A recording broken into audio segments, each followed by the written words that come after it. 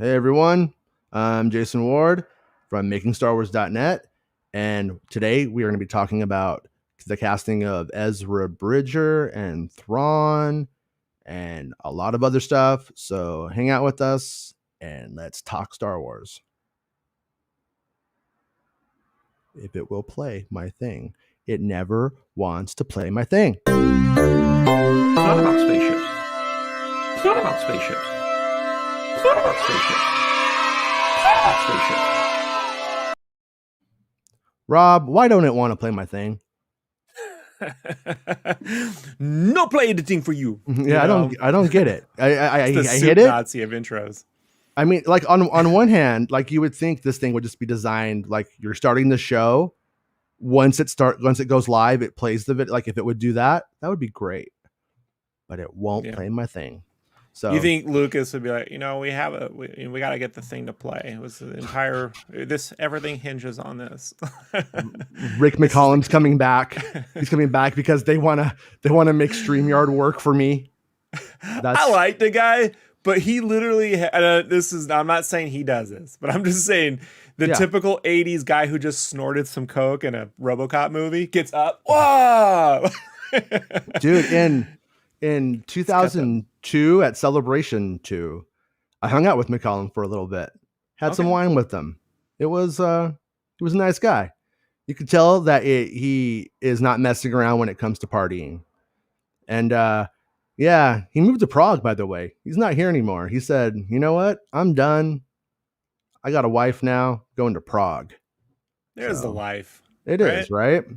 Yeah. So today, Santa says, it won't play my thing. Just 2020. Yes, that is 2021 for me.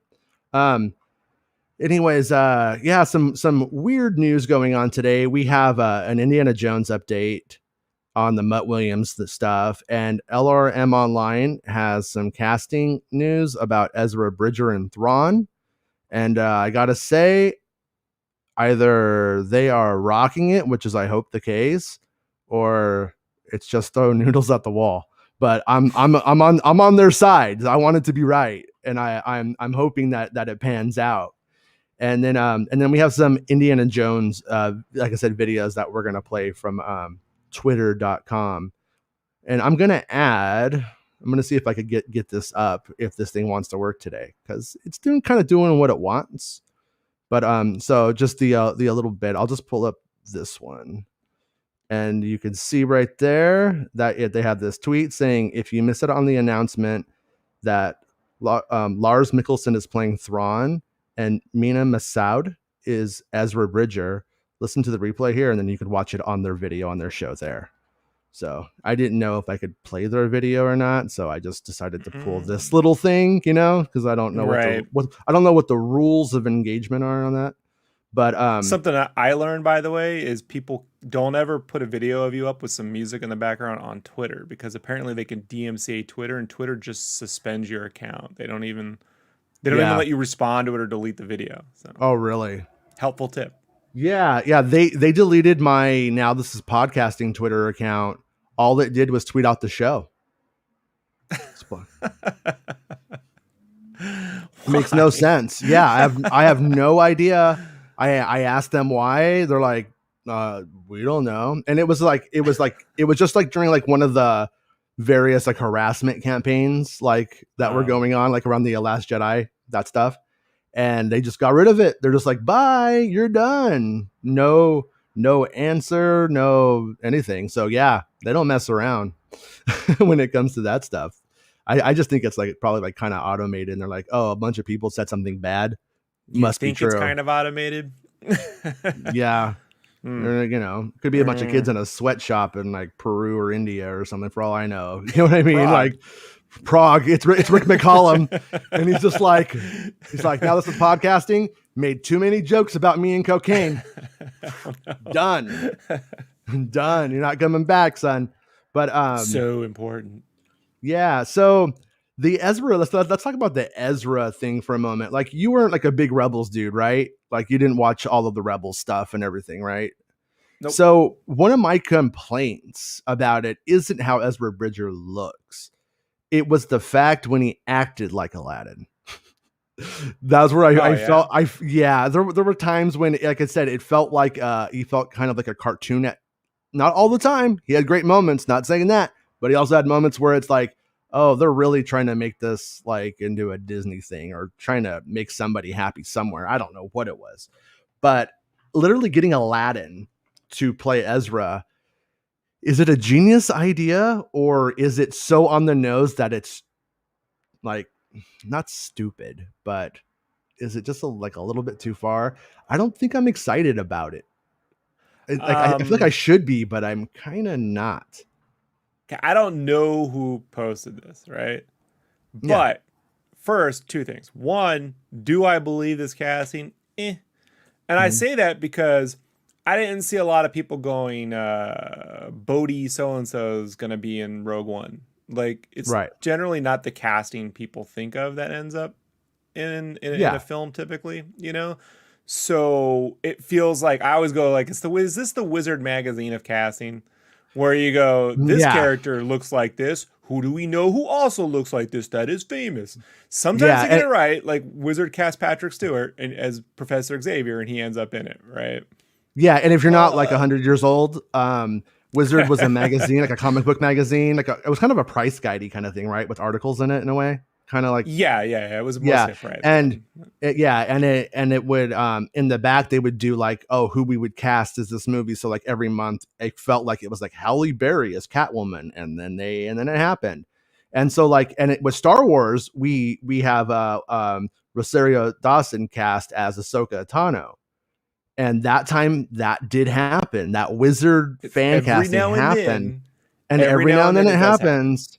But it's enough to make nerds like myself every single time somebody says the obvious thing go, what? But you're completely right that doesn't entirely that feels like Wizard casting. Or did Dave Filoni feel the big pat on the back for casting Dawson as Ahsoka and then just start leaning into it?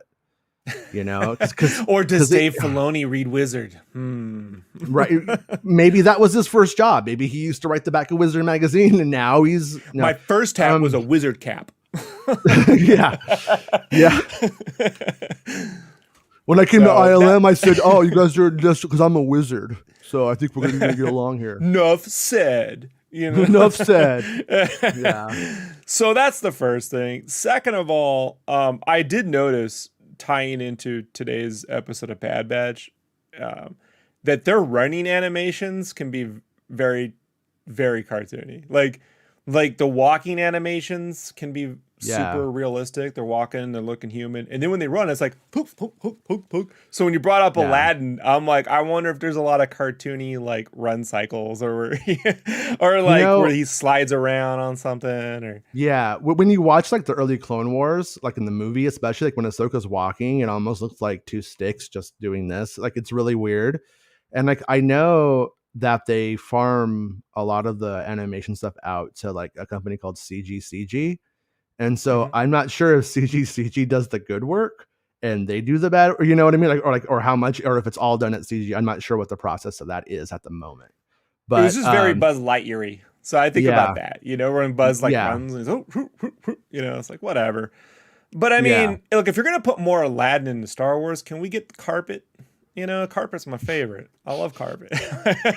You know, he does a lot with no words, or she. I don't think carpet's non-binary, right? Carpet's just a rug.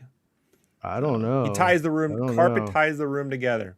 I just know that the dude doesn't like it when you piss on it. That's all I know about rugs. But no. So, and once again, just want to be clear, not trying to throw shade at LRM online and they're like scoops or anything like that. Just evaluating either the choices or the likelihood of it. And it's like, you know, when it comes true, I'll be the first one to be like, good job, you know, good work. And that Aladdin live action was better than I thought it would be, actually. Really? I was like, I don't want to see it. And then my wife was like, we have to watch. I'm like, that's why it works, because you're friends too.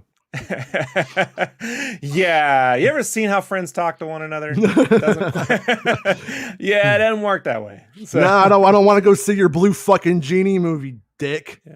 I Yeah, prefer the cartoon, but the movie was okay. Yeah, So. for sure. I haven't watched it yet. I probably never will. But I saw the trailers and did the D23 stuff. I'm not gonna lie, I think people should do their fandom how they want to do it. People should enjoy what they enjoy how they want to enjoy it.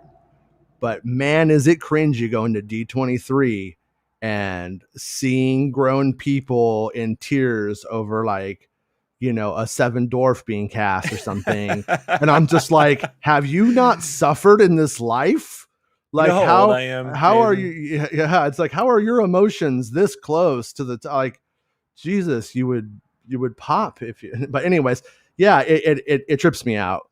When And you it's bring like, up Seven Dwarves being cast, all I think is that Rammstein music video with Sleeping Beauty. Like, there's this Rammstein music video where Sleeping Beauty has the dwarves basically mining cocaine, and she ODs and kills herself, and like, it is like the best reinterpretation of Snow White I've ever seen. It's because he saw Return to Oz. He was like, well, how do I do that? Wow, it even got darker. Yeah, right. Yeah. Do I love my Star Wars dark? It's yeah. So the casting onto itself, though, like if I didn't know he was Aladdin, and I just saw that guy, I'd be like, oh yeah, that looks like Ezra. Cool, like that works. So I don't have any problems with it. And then Lars Mikkelsen was the voice of Thrawn. So then we have an instance of the person who does the voice actually doing the role. And in that one, I could buy it on both accounts, actually, though. Like that's the one where, yeah, if you're gonna put Thrawn in it, like that dude could do it as well as anybody. So I don't hate that, but I do. I mean, probably not the coolest thing to say on a Star Wars podcast, telestream show, fax, VHS, Betamax broadcast. But it's like, no, I mean, I don't know. I always question if Thrawn is going to work in live action. In the books, he works for me because it's telling me a lot. I like a lot of the stuff in the cartoon, but it was also kind of lower. It was the maturity level was turned down. And I feel like the kind of character works in a Star Wars Game of Thrones kind of moment where strategy is really mattering and it's really complicated.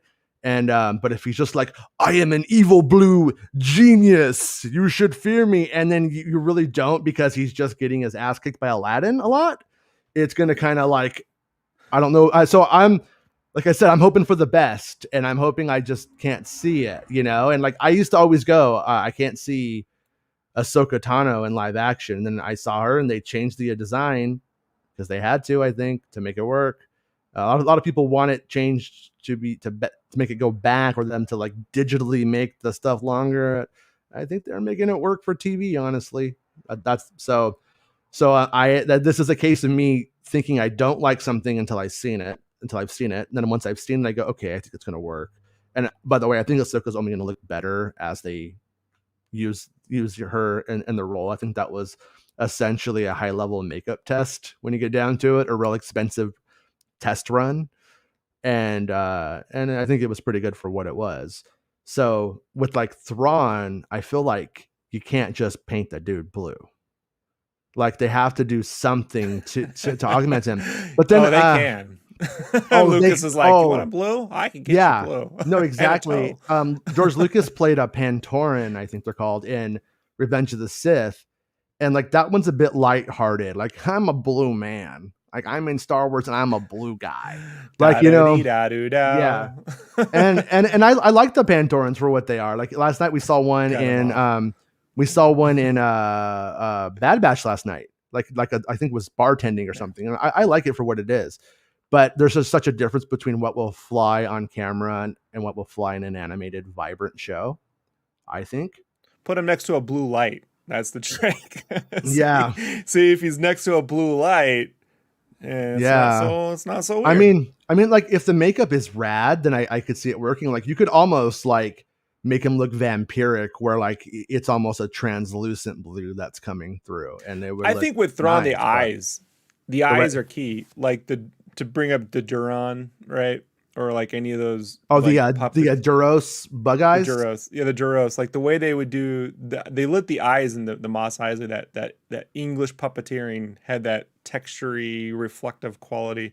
If they get the eyes right, then I think it'll work. But if it is just, CGI, like an After Effects Yeah, recolor, effect, then yeah. Well, because it's like if they did do the solid eyes, it's super creepy. But then does the performance suffer not being able to see his eyes? And I've always been on that. Like I was on that about Mando. Like when they were gonna make a Boba Fett movie back in the day, I used to be like, they're gonna have to rip off that inside the mask shot from Iron Man. I think he created it, so it's fine. But I thought they were gonna have to do that. And Mando was like, no, we don't show their face. And so we never saw Mando's face. And that effect makes you fill in the emotion, and it does work. But with Thrawn, it's like, is it better to see his eyes? Like, or like, how will they make that work?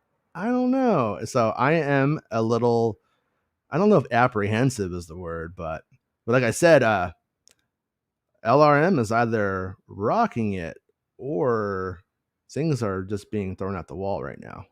So I think I have to think that they are going in on it like so much that it makes me think that they're onto something here. And I hope so. Like I want to see that stuff pan out. Like I want to see how does Ezra Bridger play a lot in live action, and if he's been in that world between worlds kind of place, like how has that changed him, and how do they make it like live action worthy, so to speak. or if they Because totally sell out and go, I've been stuck in Galaxy's Edge for 20 years, and it's this yeah, place. it's a magical place where everything yeah. happens there, Oh man, I don't know if you've noticed, but in Bad Batch, like when they were putting like the little popcorn down for the creature to follow, that's like the popcorn that they have in Galaxy's Edge. Mm-hmm. And it is super. It's like popcorn and Fruit Loops meshed together in this weird way, and everyone I know hates it, but I love it. Like I love it, man. And I've been hardcore on a diet. Like I started dieting. I'm like hardcore about it. I do not mess around. And it's like midnight. I don't eat late. Like one of my rules, and that I'm stayed up to watch Bad Batch, and that little shit's putting the popcorn down. I'm like, oh, you are giving me some serious sugar cravings right now. So you're But saying that trick would have worked on you? We could just lure Jason away from. yeah, you just throw the popcorn and I'll eat off the floor. I don't care. I'm a savage, little savage. That's what they call me. But yeah, but no, it's. But I mean, so yeah, the casting, or I don't know if casting is the right word, but the casting news, if accurate, that's pretty incredible. Hey, not for And nothing. In a celebrity family feud, the Mickelsons versus the Hemsworths would be my choice of right. of feuding. All right, so let me get up another tab. Okay, this one is an exciting one. I actually meant to do this one first, but our buddy, the Bespin Bulletin, it's a bulletin where you could be like, hey, I'm looking for a friend to take walks with. Very lonely guy, and stuff like that. No, I'm kidding. It's a site about, it's his news site about spoilers and whatever Star Wars news he wants to cover. And so he started his new site. So it's just bestbinbulletin.com. Make sure you like bookmark that and follow that site.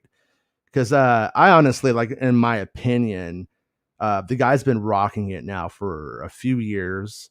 Everything, what we were doing on episode 9, like was solid, and he was right there with me. And I think that he doesn't get the recognition he deserves because he didn't have a site, because of his medium for relaying the information, which was Instagram and his podcast. And people are just straight up lazy, and they'll hear something broke on a podcast, but they won't go listen to it to write the article about it.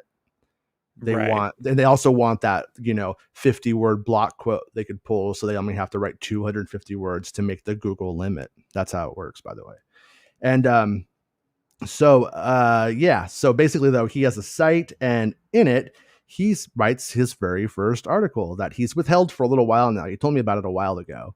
And so he finally has been able to put it out. And what I've heard regarding Inquisitors and Obi-Wan Kenobi, plus an update on its production.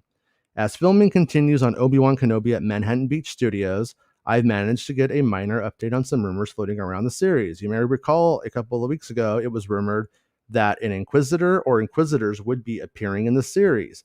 Now, I don't have much to bring to the table, but thanks to a source inside the company working on production, I can back up the rumors. For full transparency, I was told this on July 14th, and he DM'd me. This is exactly true, and wrote a little write-up and blah, blah, blah. Here we go. The source talks about the Star Wars band, stuff, and says that, yeah, and then basically confirms what I said, that that's where it's going. Definitely seems to be more than one, he says. Yeah. No, based off of what I have seen, like, I know it's more than one. But until I see a bunch standing together, I'm like, ugh. But I know it's more than one. The amount of gear made for it alone would be like, how many episodes? Like, I would feel like if it was one person, they would be making 15 episodes with this person who was just constantly jumping over explosions and out of spaceships or something, Joke's on you, it's the human centipede of Inquisitors. It's actually they're all connected. They're all like Siamese twins. They're joined at the foot. They're gonna walk and step, Yeah. Yeah. The actual subtitle of the show is The Gungan Centipede. It's gonna be wild, you guys. But like, was it Harry and Sully? What's the Muppets that were Siamese twins? Or the purple ones? Oh, like right. Old Sesame Street. Yeah. I don't know what their names were. I like those guys. They were like the bushwhackers of Muppets. This was I just said that. I'm probably the only guy who knows it because they used to walk like this when they came out. Yeah. Wow. Gotta write that one down. Yeah. I liked wrestling when I was a little kid. But yeah. Oh, Tyler says Bespin backed up your Inquisitor. Yes, he did. That is true. And if he backs it up, then it's true. That's my take. Like, we don't have the same sources, and so it's pretty rad because it means like when he's hearing it and I'm hearing it, then we know it's on. And for what it's worth, like I always have these like anxieties about stuff when I see it. So like when I saw all the Inquisitor stuff, and like when I saw I'm pretty sure it was a woman, like with the cape and all that jazz, I'm like, whoa, like that's cool. But then I go like, what if they're just like walking into a bar and she's just like there, and it's like, oh, here it comes, and then but like my mind always goes to what else could it be that makes it not the thing it likely is, because like I hate when you go in and you like you concretely say something and then it's just like it's not true. Well, JJ was or not worst. accurate. JJ is the worst at that because he gives you that shot of the Knights of Ren, right? With all the rain, and then if that's the thing you see, you're like, oh my God, there's going to be this thing with the temples and it's going to be in the rain and there's all these knights and then nothing. Yeah. And you're like, yeah. So, no, I had all their concept art. Like I knew what they all looked like precisely, like pretty early on and stuff. And it was like, they did a lot of work on them. No reason. I mean, not a real good reason. For nothing. I mean, it's good to know. The end battle in episode 9 where like Kylo is facing off against them. It's neat if you're just like an action movie fan and you're just like, fuck yeah, dude, party. Yeah. Like it's cool for what it is. But it doesn't really resonate. It doesn't really, like, we're not like, oh man, he's fighting his old gang. No, we don't know that if we just watch the films. The films have not established that narrative that if they were anything, for all we know, those guys, he just hired them to go on the one job, like until episode 9, if you're not reading the books and all that stuff. So as a film, it was, it didn't really pan out for me. Didn't And I'm work. not gonna say this is it, obviously, but Yeah. my take on it was it felt like JJ trying to do the Snoke room fight. Yeah. Like it felt like a quicker, quicker and more intense version of that sort of fight, you know, Yeah. because it goes much faster. Yeah. And like what's awesome and also bad about it is Adam Driver's performance in it is fantastic. Like he's like doing like the come and get me fools like kind of stuff, and kind of like doing like, but like it's a Han Solo kind of thing, He sells and it, all that. man. Yeah, no, he Yeah. does it so well. I'm not thinking about what it is. I'm like he's badass right there, like, so yeah, it's such a weird combination of things, but Well, it's like that shot in the original teaser trailer that wasn't in the movie in Force Awakens, where he's like going into the snow. He's like shook, shook, shook, shook, and he's dragging the yeah, blade along, and like that kind of right, acting just. That's the thing I say that bums me out about the prequels is that kind of acting isn't there. Like yeah, there's not a lot of that being brought to the table for whatever reason, I don't know. But yeah, he definitely brings a physical performance without being like a physical macho guy, if that makes any sense. Like, yeah. No, that's what I think I like about Adam Driver is the fact that he is a macho, masculine. I don't know if macho is the word, but he's a masculine man. But agreed. he doesn't seem like he's like going to beat you up and talk about playing football constantly or something. Like he's just very male. Like, and that's, I think that was a good way to take the character, and a good way, and a good casting, a good bit of casting on their part too. So yeah, when I look at like the casting in Star Wars, it's very strange, like, across the board. Like Adam Driver is Han Solo's son, and Aladdin might be Ezra Bridger. You know what I mean? You're like, hmm, I do love that Photoshop thing people did where they photoshopped Ford, Fisher, and Driver together in an 80s photo. It's the oh 80s right, family photo. yeah, The lighting is so perfect. It's so Sears. I go to Montgomery Ward and get yeah, the Sears family photo. Like it's like that is the one thing I should print that up someday and just have that on the wall, like amongst yeah. the family photos. Yeah, that one, you always see that one, and even though you've seen it 20,000 times, it's still, every time you see it, you're still like, I get a little chuckle out of it all the time. Yeah. Someone should put George in as the grandfather though. Like, hey, what's up? um, hey Ben, how's it going? The Thrawn casting is perfect if it turns out to be correct. Yeah, I mean it's really good. I mean with Thrawn, I think there's a lot of room. There's a lot of room for different kinds of actors who could play the role. I think at the same time, the voice was good.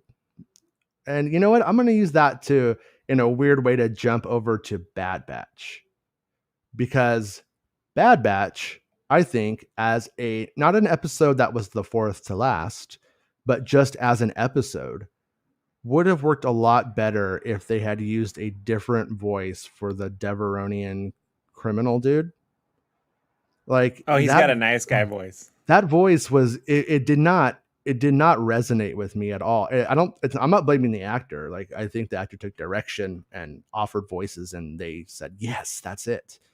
That voice was not the right voice for that look. It I did not believe that dude was intimidating whatsoever. It was just, and I get it, he's a little candy ass by the end of the episode. Like, he gets his like horn cut off because, equivalent to losing the pinky kind of thing, which I thought was funny.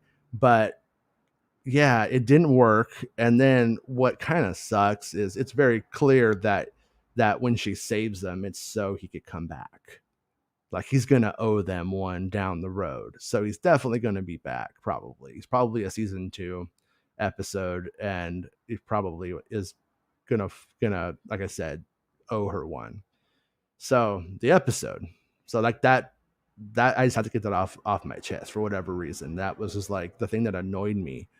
Well, like I said, it wasn't the actor. The actor did a good job. The actor delivered the lines, I think, very efficiently in a good way. But that voice did not look like the character to me. And like, if you're gonna make somebody like a devil looking dude, like, and it's like Maul, and then you give him like that super like scary Peter Serafinowicz style voice.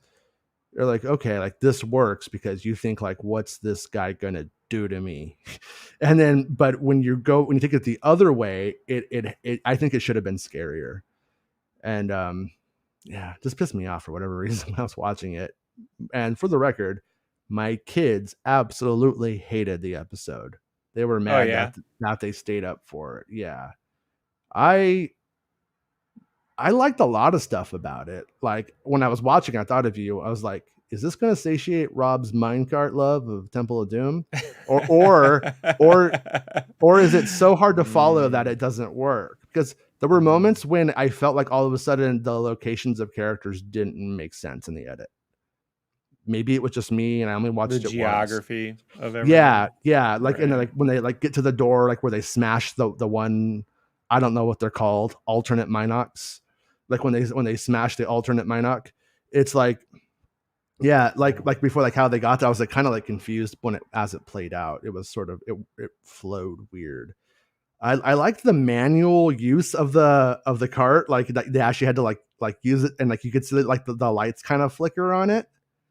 Like Right. there were like little details that were cool, or like when the horn dude was like sweaty, he got a little bit sweaty when he was getting like a bit like nervous because the Pike Yeah. showed up. Like there was like good detail like in the episode, and those matte paintings or whatever they are for Ord Mantell, so beautiful and established that world in a way that I Yeah, was that like, establishing shot is really yeah, good. yeah, I The was like first so about it. Like in Rebels when they show Kessel, it looks, it might as well have been a kid's like coloring book like image. It was like what I had no seeing Rebels, I had no idea what Kessel would look like from it. But I mm. felt like in Bad Batch last night, I actually know what Ormantel looks like now when they talk about it, I know what it looks like, and I know it's shown up in other places and other things, but that right there I think defined it. That's what it's going to look like in a movie, and I'm all about it. Yeah, I think for me, man, like coming into this episode, like it's one of those things where I'm like, okay, I never call something a filler. I go, we're obviously going to learn about somebody in this episode that Yeah, will play out later. And I figured it was the horn guy, um, yeah, because he came off some, because I was like, oh, he likes an animal. You know, like they're making him likable. He's got a pet. You know, if he's got a pet and you like the pet, then that's the dude.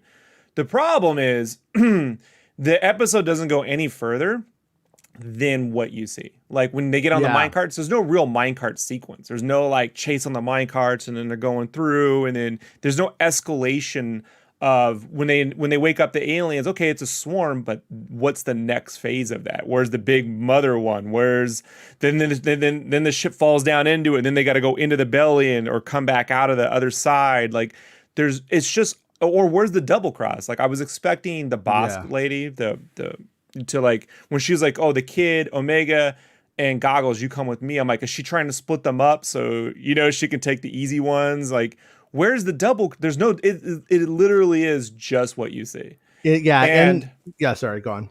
and to get back to and to play off that before I forget is just Omega when she first says to the group, she's like, "If we got to do the right thing, what if we don't help people? What do we do?" And they go, oh, "All right, we'll help the kid." Well, what if she didn't get stolen? They have to go and tell her, "Hey, look, we know you want to help everyone, but not everyone wants to actually help you." You know what I mean? Like this Yeah, world is more complicated than you know your morals. So I one of the things about the episode that I liked and hated, the first thing I liked was the setup. Is when you're when the carts are going over and she's like, "Shut up, be quiet," and you the hear like tension. yeah. When that part happened, my kids were having a snack. They both jumped over the couch next to me. So it was working. Like you know what I mean? It was doing what it was supposed to do.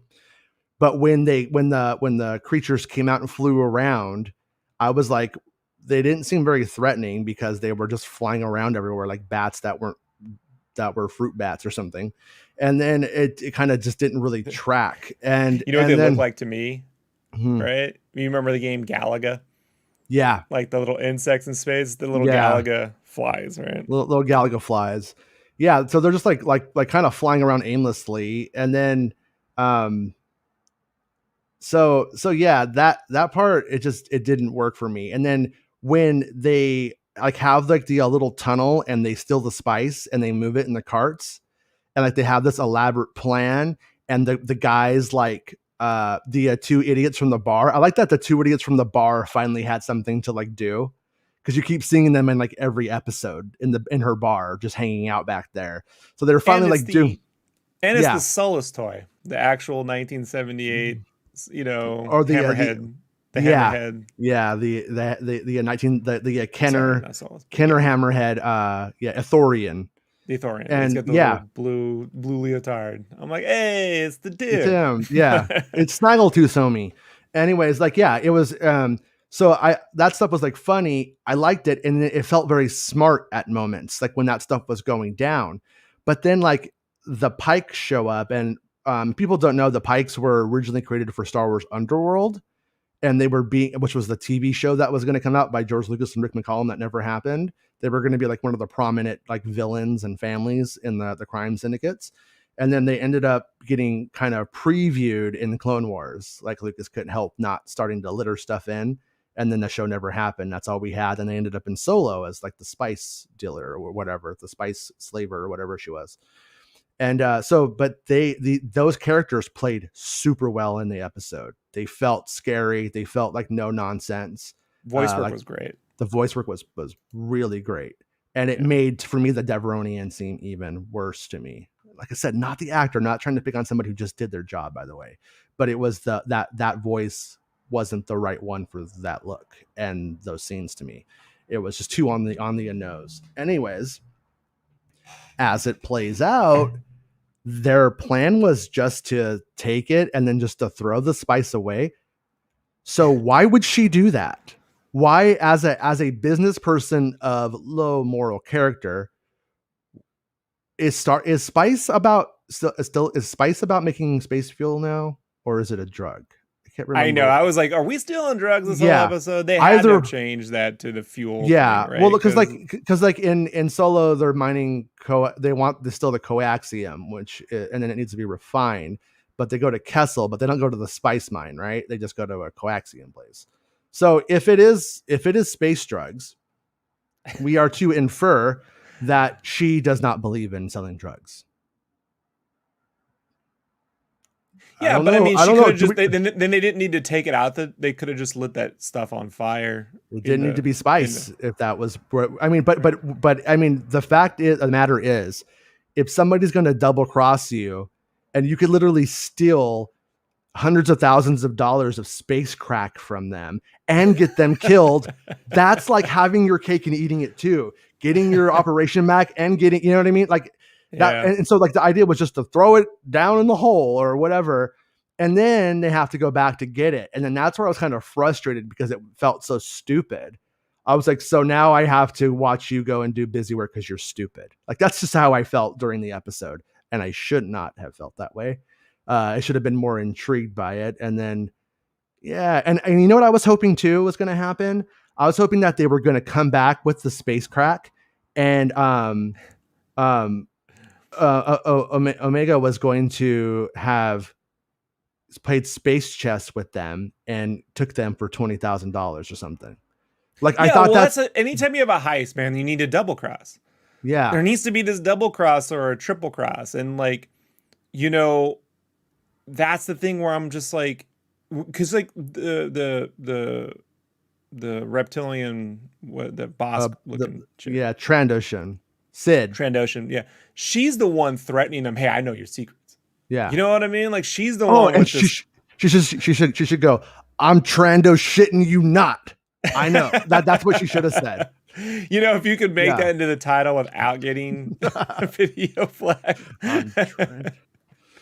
I know. Just put asterisks. So that's the thing, man. Like Ma Beagle, with the Beagle Boys or something. Like there's I love, like I told you, my favorite thing on the Disney Plus is that DuckTales cartoon. And when I feel like the DuckTales cartoon is pulling out way better heists and smarter villain writing than my Star Wars cartoons, I'm like, what's your excuse? Like, you Yeah. got all the talent in the world available to you. So it just doesn't feel like it's enough. It felt like this is the story that would have been pitched. And then, all right, how do we plus it? Where's the plussing? Yeah. I And sometimes I wonder if they wrote something that was better and then they were like, no, you can't do that. And then it got possible. pushed so far into being away from what it was intended to be that it's what we got. You know what I mean? Could have just been a spectacular minecart race. I was expecting the minecartness to come out when they were coming back, and the security guys they're using the activated. It's got the speeder bike sounds, right? Like the pod racer sounds. Yeah. And I thought that's where this will really kick in, you know. But no. Yeah. I also when they very first start the race, I found it very peculiar that the good guys start shooting lasers at the bad guys first. I'm like, that's not usually how this goes on the good guy versus the bad guy action kind of thing. Like, there's always sort of like a visual language, you know, like Luke Skywalker puts out the saber first, he gets his ass kicked. Like Anakin does that, gets his ass kicked. Like you don't do that in Star Wars. Whoever attacks first usually is going to pay the ultimate price in some way. It's just a thing about it.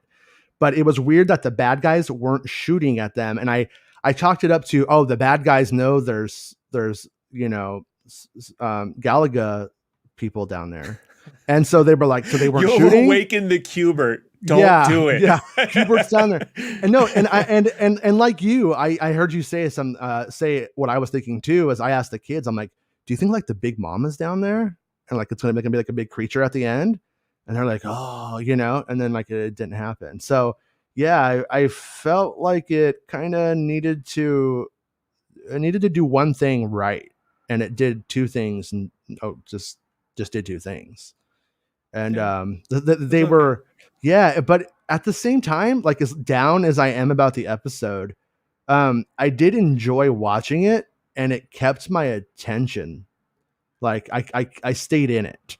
Like sometimes when like the week before last, I started checking my phone and I said, I got to stop doing that. Like I got to watch the show, like it, you know, and this one, I didn't have that problem, which was weird because I think this one was worse. But after, you know, I've solved that problem, by the way. If you're afraid you might do that during something you're not interested in, just watch it on your phone. Yeah. So oh no, that would literally, because I just get like updates constantly. I would just be like, hey, is this Chewbacca in this? And I would open it up constantly. You know, it would just give me like I'd never finish it. But yeah, but but it's like it's just weird. Like the momentum of the previous episodes makes me not hate it, and I feel like the episode it's the bridge into the final arc. So yeah, look, it's just setting up that this guy's going to come back and help him at some point because the child gifted him with some kindness, you know? Yeah. Which I get, but like, it's just, I always think, you know, it's pulp high adventure. Where's the cinematic moment? And there's, to quote Gary Kurtz, wasted story potential, you know? Yeah. Yeah. There's so many moments like, this is it. Nope. You know? Yeah. So the Ithorian running away was goofy and funny. He's like, yeah, yeah. I'm okay with that. Like, and if I had to be critical at all, is that he should have said that in a different language, and they should have subtitled it, or not even subtitle it, because they have that brace on his neck, so he translates. English yeah, or whatever. Yeah. I would rather it just like have been like, oh, because you didn't need the dialogue to understand it, and so that was a little bit where I was like. But I did like it. I'm all for it, actually. Yeah, it's so anyways, but like the final like story is coming. Like the final, like, is it 2 or 3 part, 3-parter, I think is coming. I believe it's a 3-parter. And so I think they could have put this episode in the middle, or they could have put it before the last 2. And so I think that's just where the chips kind of fell on it. And it is ironic, though, Jason, that this episode drops the same week as the Dune trailer. Yeah. You know, we got to get the spice. The spice gotta hit that spice, man. And they're like, oh, we got to compete. You know, put out the spice episode. I actually paused the episode to explain Dune for a minute to my kids because they were like, "What's spice?" Like, that could have been the big mama. It would have been a fly. It would have been a worm. yeah, Right? there's like, and then it comes out and they have all these Star Wars kids that are like, "This Dune movie's a big ripoff." Oh. Yeah. Yeah. I'm curious about that movie, not to get too distracted by Dune, but I'm like, I want to see it. I'm curious if I want to. Like, I read the book twice, and the first time I read it, I was like super like, oh, this is so anthropologically boring at times, like not in a good way because it's not real. I don't know what to glean from this with all these details. But the second time and like all that stuff, you just knew what mattered, and then I enjoyed it easily 3 times as much as the first time. Like, it was a much better experience my second time reading it. And so I'm curious about the film. Like, I'm curious as to see if that stuff is going to work. And because when you do like cut out a lot of the exposition in that novel, I feel like it would have been a better HBO series by far. But when you do cut out that stuff and make it into a couple of films, I think it's possible. It's going to be rad. But I have no interest in Dune. yeah, As a kid, I didn't care about the movie. Didn't care. But I like the director. mm-hmm. I like what the director's done. So even though I'm like, I don't want to watch another space desert film, man. You know, like I like Tatooine. I like, I didn't really care for John Carter. You know, Mm-hmm. I'm like, aside from the fact he's a Confederate soldier, some more space desert, Geonosis fights. All right, you know, like I've just seen enough of it. And when Mando's stuck on another desert planet, I'm like, again with the desert planets, like anything else. So, but I like the director. So if the buzz is strong when it comes out, I'll sit through it. If the buzz is like, it's Snake Eyes on a planet, then I won't. You know, I'm not gonna bother. Is the buzz bad around Snake Eyes? Terrible? Yes. Very bad. Okay. They don't know what to do with G.I. Joe. It's so weird. It's like, in my mind, it's so easy, you know? And by the way, I didn't realize I had the screener for Masters of the Universe like 2 months ago or something now. And so I watched it all then. And for the record, I dug it a lot. Thought it was super good. I just realized that I think you're able to talk about it now. I think it's out. And it just slipped my mind because it was so long ago. You couldn't, it was embargoed. And on my screener, it had like 2 dates. One was like a social media. It was very confusing. So anyways, about when I could talk about it. But I loved it, by the way. I'll probably like dig into it deeper because there's so many Star Wars connections. Mark Hamill plays Skeletor in it. But I thought it was really good. It goes into some like interesting places, but it's also one of those stories where it's basically like 2 parts, like it's like 2 seasons or 2 mini seasons to make the whole story. And like, so like in the first, I won't spoil it yet because people haven't got a chance to see it, but I'll probably talk about it like Monday, maybe, when people who want to watch it will have. And I liked it though. It did a couple of things that I think like were like a little bit questionable.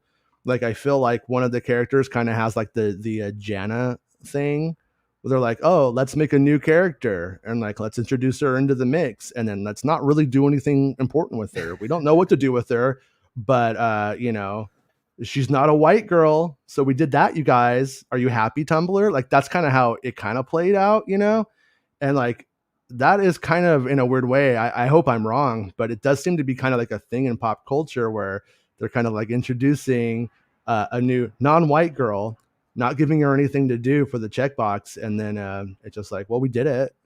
You can't say we can't say we're like not cool about it, but maybe Kevin she Smith did that the best with the Clerks cartoon, where they literally created a character named Lando. And he's just a middle-aged man who comes along, hey, everybody, what's going on? I'm Lando. Yeah. No. How you doing? All right, bye. No, and this is a Kevin Smith like show. And that's why that's why I'm a bit like, so I'm not like jumping. I'm trying not to jump to conclusions on it. Like, I'm being like, maybe when I see part 2, like maybe they're introducing her in early, and then like the fruit of the character showing up is revealed there. But yeah, I plan on watching whatever they put up this weekend. So okay, cool. Yeah. If you want to watch it, we'll do a Masters of the Universe. Maybe we'll do it as a separate episode That way, if people don't care about it, they could just not. But it has all these Star Wars connections to it. No, we'll And clickbait him. You know what I mean? yeah, We'll get him with some Gina Carano's coming back, and it's like, psych, it's Masters of the Universe, Tila, you know, and just He-Man canceled. Yeah. Poor Kevin, you know, he's just like, these guys. It's like so hard when I'm like writing the stuff for these episodes at times. Like I so at times want to spoof clickbait YouTube, but then I'm like, it's just gonna play like I'm just doing it. So I'm like, yeah, they won't. It should be spoofed. I have to come clean.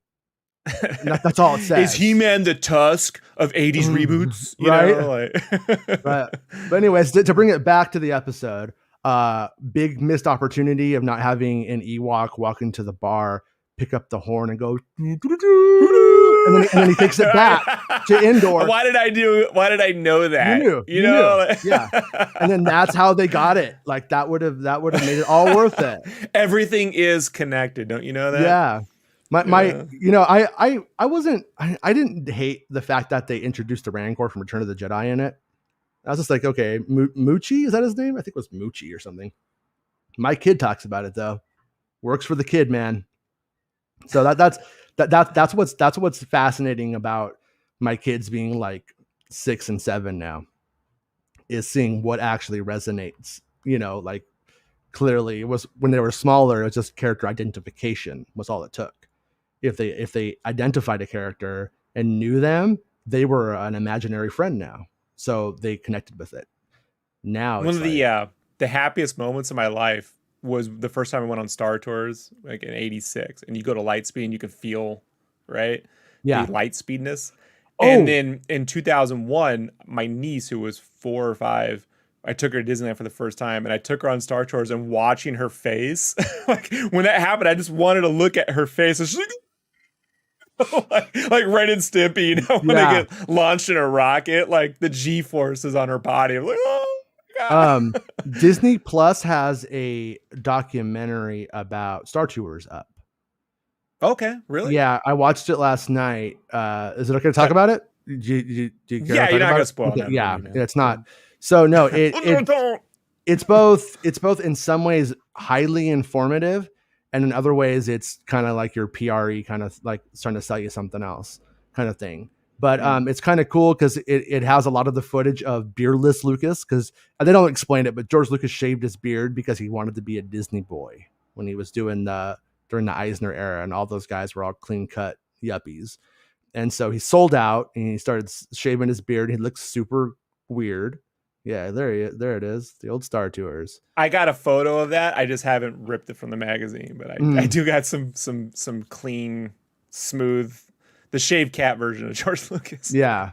But it's made in that like style that kind of like reminds me of like one of those VH1 kind of things where it's like blah blah blah blah blah blah blah blah blah blah blah, and then just like putting in pictures from Star Wars thing, like reactions out to Han Solo going what, and the Imagineers were confused, and it has Han going, you know, it's one of those. Oh, and no. like yeah, they react. But you know? But I was entertained. I did watch the whole thing, and it's like all the stuff about it, when it shows like the simulator running on like working on the stilts, and like how they had to create the ride to the limitations of the simulator itself. Like the shots were made one moment it shows like, you know, in the original ride when the Star Destroyer is pulling you in the tractor beam, that was actually the simulator resetting. Like I never knew that. Like the simulator would have to reset and raise back up. So they would use so when it does that, they were like, well, let's have the Star Destroyer pull you up then, and then we'll bust you out from there, and then we could continue on with the program. And at the very end, we're gonna almost crash into George Lucas. Yeah. And it goes on, and it does some stuff. Like I actually reported on the site a long time ago, but it does some stuff about how like the Millennium Falcon ride and Galaxy's Edge is like the carouseling system, where it's like they could like one person's riding the ride, or 3 of them are riding, and then the next people are getting on. So it's constantly having people. The Imagineering documentary covers that. Yeah, and that's what they like talk about, how they used that what was that Disney ride, that circular Disney ride, the one that where the dinosaur expedition went into. It was like something of the world. I called it the arm ripper offer. because I was sure It's that to somebody the, got their it's arm right where across. you see where Star Tours is. It's like directly behind you Yeah, on the yeah. other side. It became it's where they made the really fake Star Wars museum of fake props, where people think that they're going in there and seeing real props from Star Wars, but they're just Yeah. 3D printed In or not 2001, it was a fan. dinosaur expedition. Though, Yeah, like the movie. It's yeah. ridiculous. But anyways, yeah, it's totally worth watching if you want to just zone out, and not take it too seriously. Kind of like it's in like how they made the Rex droid and Pee Wee Herman, and so it has a lot of cool stuff, and it has like the dude from ILM, what's his name? I'm trying to blank on his name. Dennis Mirren. It Dennis has Muren, him. yeah, the Yeah. Nazi. He looks just like the Nazi dude from you Raiders. just call Dennis Mirren a Nazi? Well, he looks like one, you know, if it looks like a duck, if it looks like a Mirren and talks like a Mirren. So I always got him confused with the Nazi from Raiders. Like, Really? he actually plays him in a shot, though. Yeah. So it's the shot in the airplane where he's like in the air, he's on the newspaper. He looks down. That's actually Yeah. Dennis Muren. He has the same eyes. Oh, okay. So when I say he's the Nazi, dear gosh, Jason Ward. Like, I mean, because I used to have this. ILM had this book in '95 they released. It was a big, thick black one, like how I like my men. And they covered that in the making of Raiders, where Dennis Muren played the Nazi guy in one shot. I used to feel like Kane from Poltergeist 2 looked like Dennis Mirren if he had a coke problem. Yeah, You know? the Caroline, right? Yeah, God is in the holy temple, or whatever he says to her, right, when he comes to the door. It's all weird.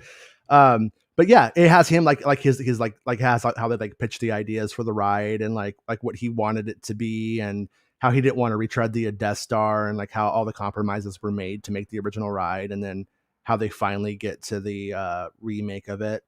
And then the first 2/3 of it are very good. The last third of it is trying to sell you on, hey, why don't you guys go to vacation, come to Galaxy's Edge, where all the new Star Wars rides that are even better exist now, kind of thing.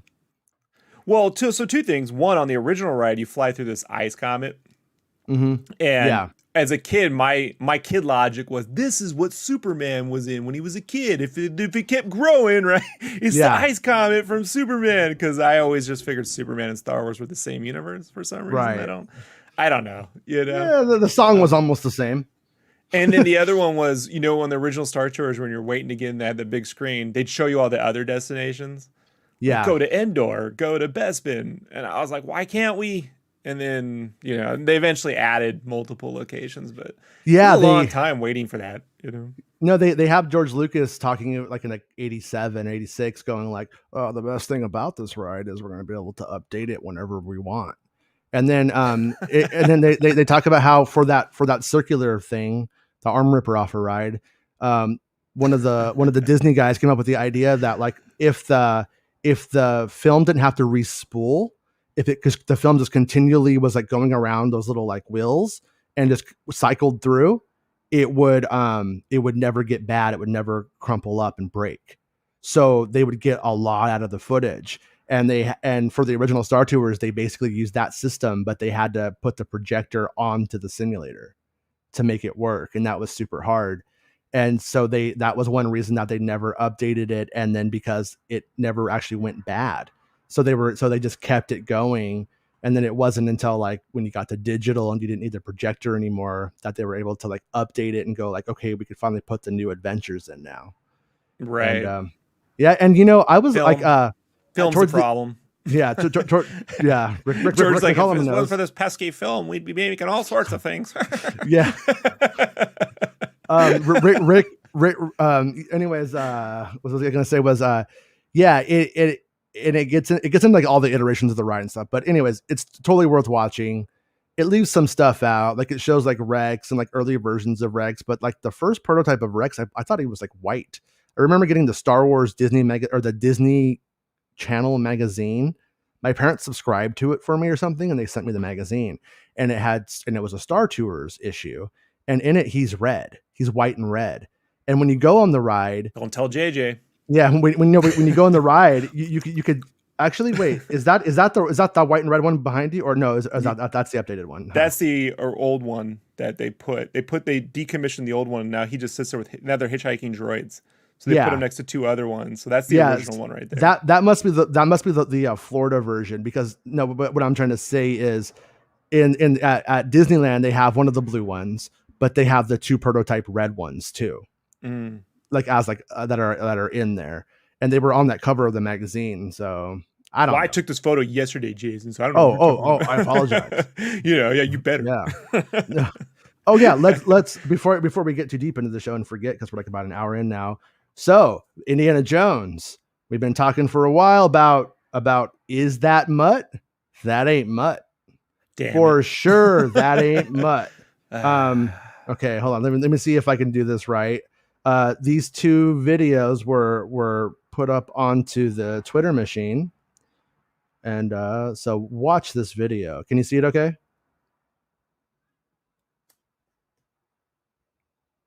Yeah.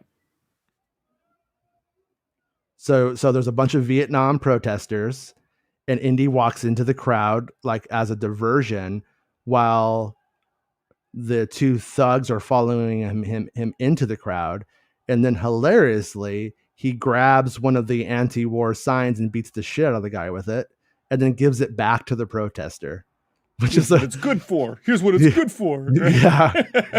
Yeah, I mean, no, I liked it though. I mean, I think that's a great. I mean, it leaked obviously, but that's a pretty great funny moment. Yeah, he's a But big dude, man.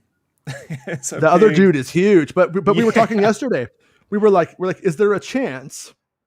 Is there a chance that he and the guy are together, because their suits look kind of coordinated to me when we were going down the rabbit hole of what if he's not Mutt?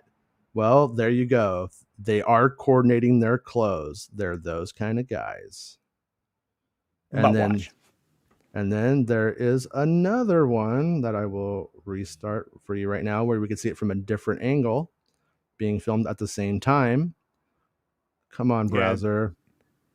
It's eating up your resources, because now you're like, your audio's fine, but your video's like my video. Yeah. Okay, I'm gonna come right back. Okay. Wait. Okay, it closed. Oh, you're back. Am I back? Yeah, you're here. Okay, because I still see myself lagging in the video, but there's a delay on your end, but you're fine. Okay, yeah, it does not like when I do that. I'm gonna take myself out and put myself back. All right, am I back? I think I'm back. So yeah, so Mutt Williams, not. I don't think he's in it, man. I think they're just being like, nah, Mutt died in Vietnam. and oof. Okay, I'm going to attempt to play the alternate angle, because I think both angles give so much. It's from across the street. Okay, can you see it? Yeah, it's from the other side. From the other side. All right, so yeah, so you can see like you can see the big thug on the left. The protesters walked by. He hits Holbrook, hits the other Russian space guy looking guy. The hippies are like, "Hey man, I'm totally stoned, anti-war," and they just like walk by. I'm like, "What's the problem here?" And yeah, and then so there you go. Okay, I'm gonna take myself out, put myself back in, and see if I could fix. No one could fix me. No one. Okay, so yeah, so that ain't Mutt. So that was a rabbit hole we went down speculatively for fun, and that will be. We got the views. We got the views. Yeah, right. Get all your views. Right. Yeah, and I mean, yeah, like I said, like there that was going around that he was Mutt, and then I was like, that doesn't look like Mutt. Then we saw on the motorcycle, looks like Mutt. Then we saw the PD that was a police department, and I was like, that doesn't ring true now.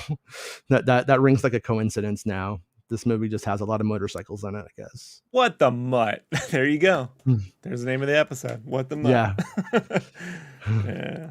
Yeah. So kind of a bummer in a way, because I think Holbrook would have made a good adult Mutt, if you will. But listen, but I guess it's just doing the indie thing where it moves on with its life and tells the next story. So Mark Hamilton says, last night's episode was weak for me.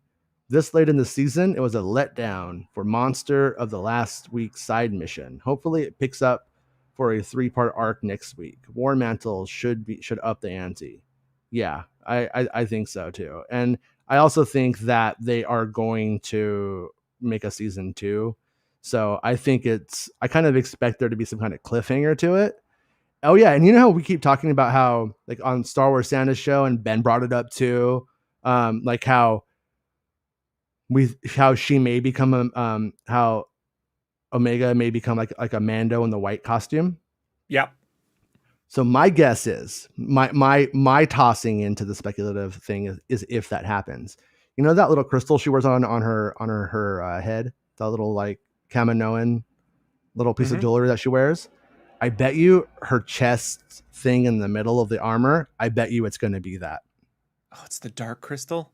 I bet you like they take her that little ornament thing and turn that into the like the Boba's little thing, little Mando thing in the middle. I bet you that's what they do. It's possible. I mean, I hope there's more to that character than just a lesson to be learned, and then they cut her out one day, you know. So yeah, I know. Like I said, for the function that she's had in the show, she is the least grating one by far that they've ever done.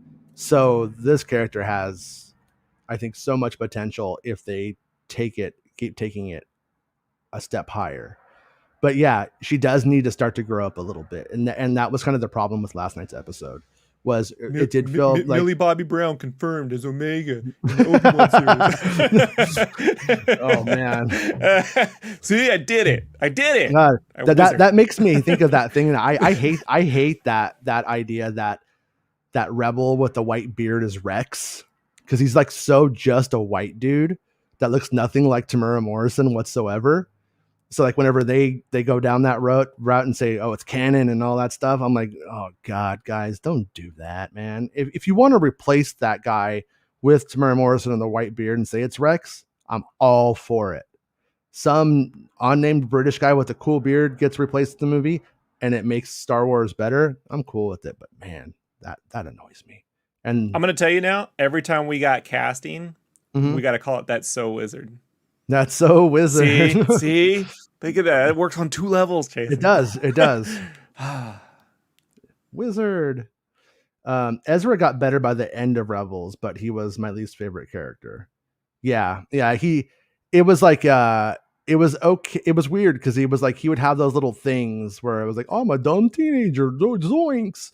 And then it was like, okay, but by the end of the series, like it needed to completely cut out, like, and like the most like gratuitous one in my memory is the Rocket Pack one. That's the one I can never let go. It's not that big of a deal, really, but it was like it was a moment to show that character.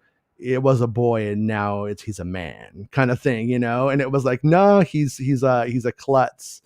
He's supposed to be, you know, and like that whole I'm a klutz thing. I'm a teenager as a klutz. Like it makes sense. It's very realistic in certain ways, not the way it was portrayed, but it's a realistic attribute of people. I'm a klutz. I get it.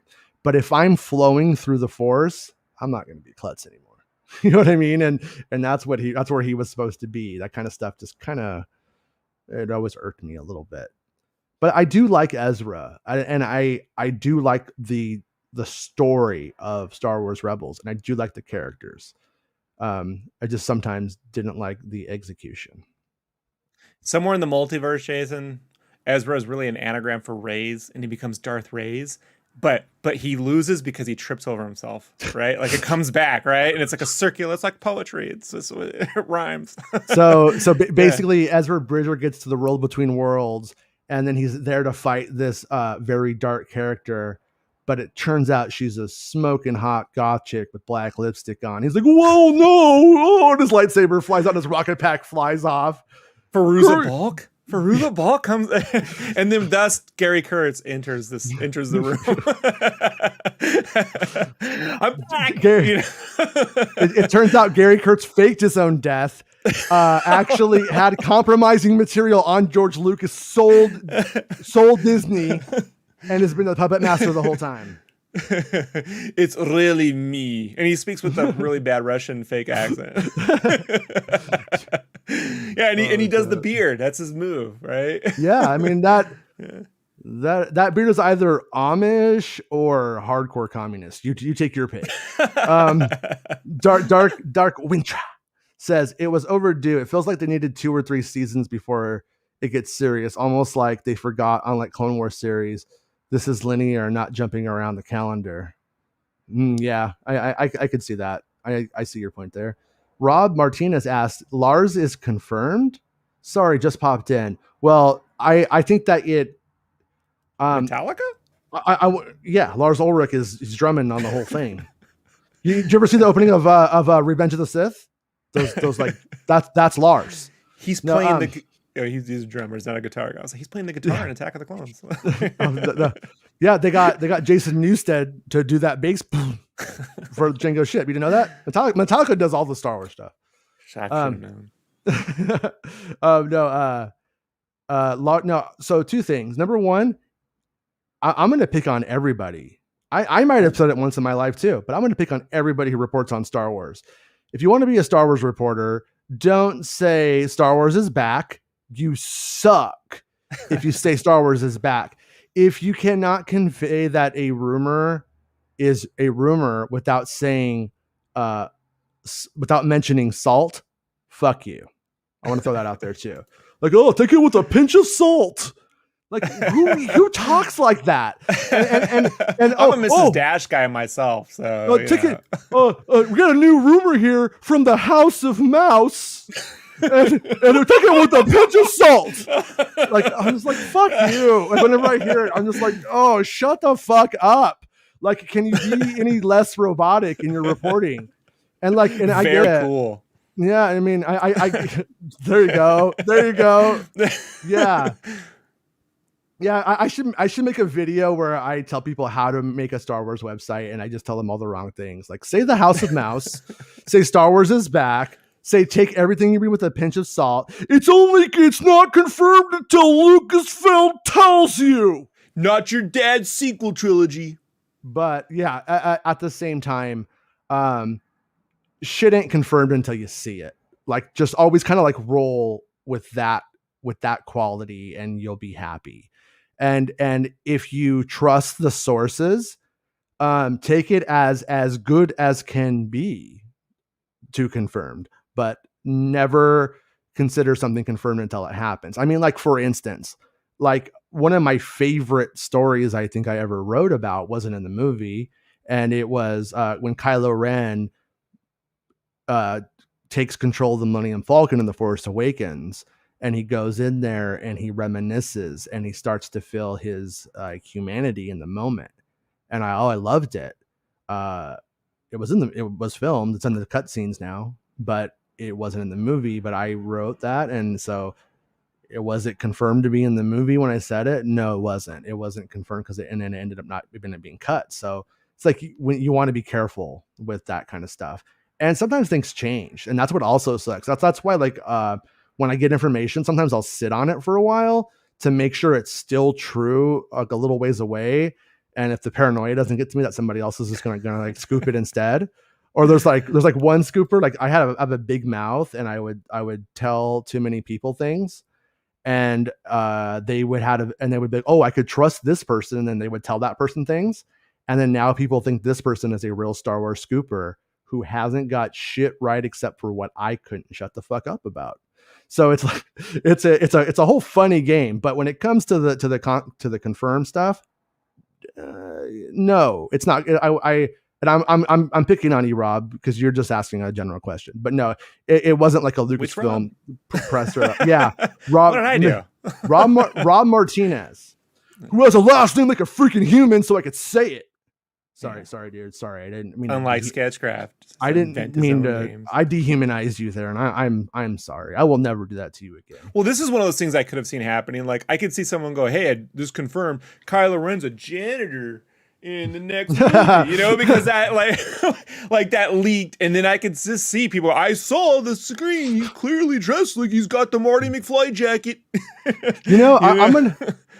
God, what's his name? Who did that episode from SNL? Moynihan, who was like the voice, was some voices in Resistance. Yeah, I honestly think if they gave that guy something to make in the Star Wars universe, it would be brilliant.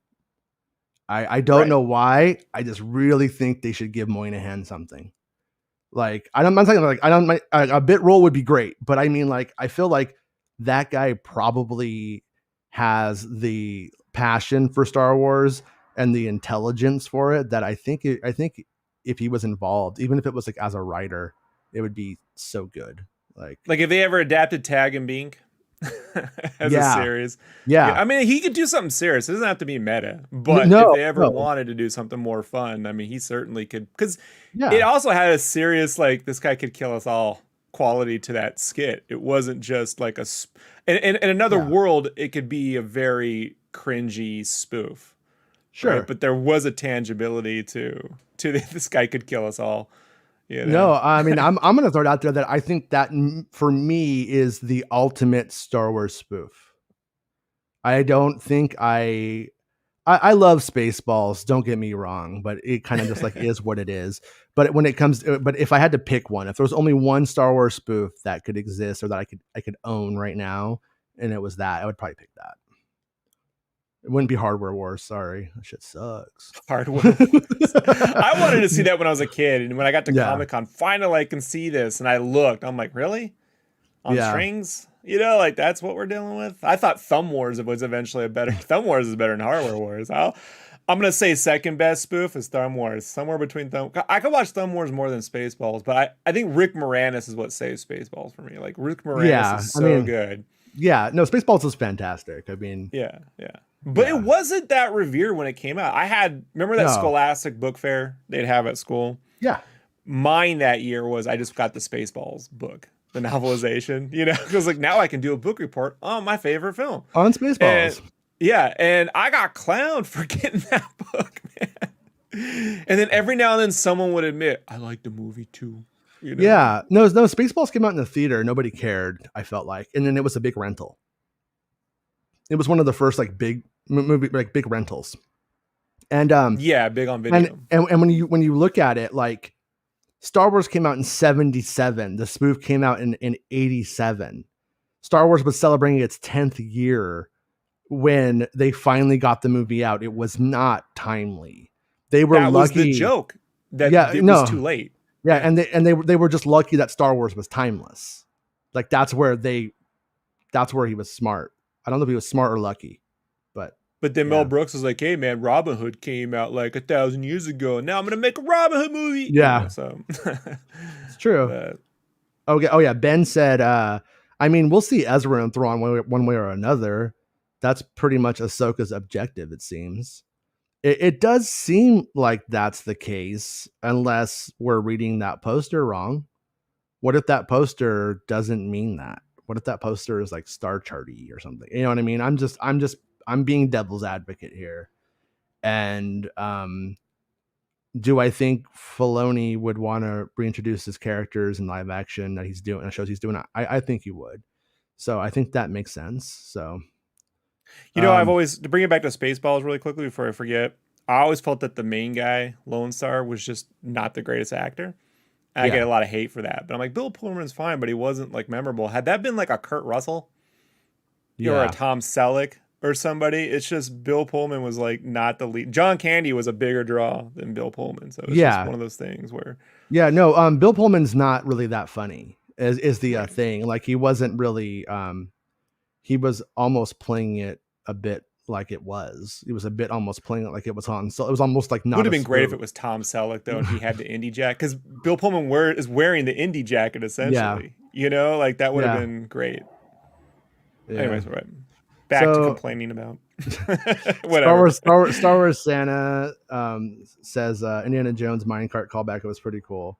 Yeah, and that was what I was it a callback though? I don't know. Did you feel like it was a callback? It wasn't enough to be a callback, other than it's a cart. Yeah, I You know, mean, Kenner they Hammond should have callback is hit the cool. thing when they kicked the rockets and they hit them. They should have hit a latch, gone down, and then gone into the belly, and all the stuff's flying them, and then it becomes this big.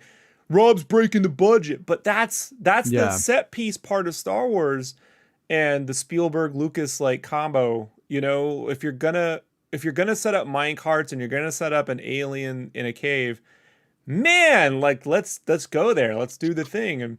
And maybe they get a little bit out of it, but they drop the spice and they have to go back and get it, and then it's the next big payoff. That's my thing. Like when I saw it, I knew. I was like, oh, we're getting mine cards. I finally showed up when this gets good, right? And then, Well, what I was hoping is that the Rambo guy was going to end up being like, oh, what is this? And he was going to try a little. And he's gonna be like, oh, and then like and he sees Jawas, they have all different eyes. It's like after the war though, and he's just like, man, he's got a dragon on his back. He's like, and he just becomes kind of like a vet. What's the Cable Guy scene where he gets all Alice and the White Rabbit? He's like, man, it's like this post-Vietnam War story. All of a sudden, like, what's going on here? No, Pink Snoke's on parade. Like. Heroes Die says LRM has a good track record on Star Wars the last year or two. Not always big reveals like this, but they seem to only release what they feel confident about. Okay, cool, yeah. And like I said, I am not doubting it. Like I don't mean to or whatever. I'm just talking about like, how does that play? Is it going to work? And then always too, like I said, when it starts getting revealed, like. And they get it right. It's like, good work. Mr. Pete Channel needs 900 subbies. Says, I don't understand why everyone is gushing over the Bad Batch. Some characters with personality are Wrecker and Omega is cringe. I don't know. Last night I agree a little bit. She was a little cringy last night, but overall I don't feel she's a cringe character. But I do feel like last night she was written the worst she has been. And when she was like, we gotta help him. And I'm like, okay. And then you get screwed over. That's the lesson. Like if you go cringe, learn a lesson from it. Right. Right. And she doesn't learn anything. She's just, well, we never know. He might come in handy. Yeah. It was really Pollyanna-ish. And then, and he's not, it's like, I don't know. Did she just let Pablo Escobar go? You know what I mean? Like, is that kind of like, you know what I mean? Like, yes. I mean, was that the right thing to do? It wasn't like he was just a guy who, owed some money or something. Like in a way, he was trying to sell drugs. It's kind of weird. He took over a drug bar. It was a weird moment to have the morality lesson. But hello there. Have you seen the new officially licensed Luke and Grogu poster? Yeah, Chris sent it to me before the show, and I saw that thing. That thing looks pretty rad. I have not seen it. Yeah, let me see if I could get it out of here without crashing my setup. For whatever reason, my setup does not like when I do certain things in Twitter. Are we calling it Grog-Luke now? Grog-Luke? Luke Goo? Yeah. Yeah, Grog-Luke. Okay, hold on. I need to save the picture because I cannot show my DMs because that would not be smart. Okay, close that out. Okay, now let me see if it will let me add this. Share screen. Oh yeah, I have to make it a tab. Some of the things that this program does is amazing, and some of the shit I'm just like, what? What are you guys doing? You gotta buy something. You want a tab? You gotta buy something. Yeah, dude. They like do this. They don't make this easy on me either. Whenever you save a picture from Twitter, it has like a dumb name, and you have to like rename the extension. See, what you got to do is physically print it out and just hold it up to the camera. That would be easier. If you hold up your iPad, it'll just blow out the white. Right? Yeah. That's what it did last night when I tried to show you that poster I didn't hear about. Right. Okay. Right. Okay. I think I'm about to have this now because this broke when we were in the show and Chris sent it to me. I was like, thanks, man. Yeah. So there it is. Looks pretty cool, right? Luke has fireballs now? Yeah. All right. You got it from Mara Jade. Okay. Yeah, Mara. I had it in my fan theory thing for 9. I was like, what if Mara is the disingenuous Jedi she has to go search out now that Luke's dead? He goes, actually, there is another, and she's not happy. What if right here Luke is like making the fireball and then Grogu does something precocious and then Luke just beats the shit out of him. And then that's why Grogu goes back. No. Grogu's like, I don't want this is what stormtroopers do when you... he pulls this is what happens. This is what happens to your family when you mess around, Grogu. My aunt and uncle died. You want to lose a hand? Oh, you know how we do things in Skywalker land. All right. Yeah, it looks great though. I mean, it's a really nice piece of art. That kind of stuff though. Like, is it canon? I don't think that's like a canon depiction. I think it's just one of those things that they sell. Like, I think it's like one of those high quality like paintings that they sell, right? I want one of those vintage borders like they put on the vintage thumbnails on the cartoons on Disney Plus. Right? Yeah, For the Ewok cartoons and the Droids cartoons. They did a good job with those thumbnails. Like a little 80s vintage border on that. I'll put one up, but like, that's my boys. Yeah. Richie says, when's Kenobi gonna have time to fight Vader when he's fighting all these damn Inquisitors? I think once he probably wipes them out or turns them back to the good side, maybe. I'm just throwing it out there. I don't know. He seems like the kind of guy who would like try to turn you to the good side before he kills you, but maybe not. Maybe not. I mean, there are 6 episodes though, and you need action in just about every episode. Just about. Some episodes, not so much.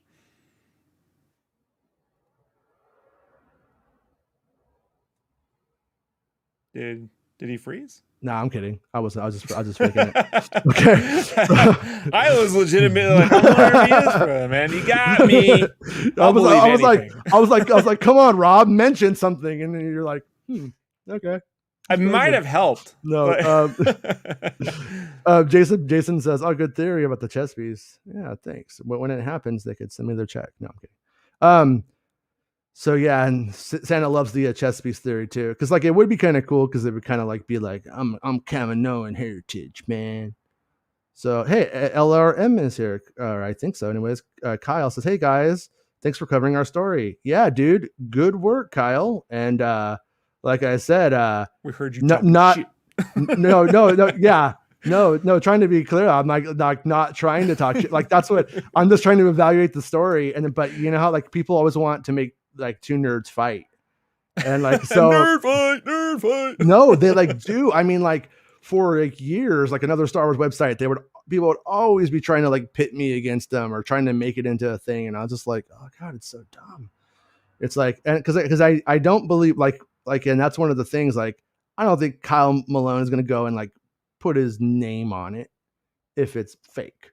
Like, that's one of the things, that's one of the ways that, that it's probably more serious. If he was like, MILF Hunter 69 on Reddit, then you're like, well, this sounds, yeah.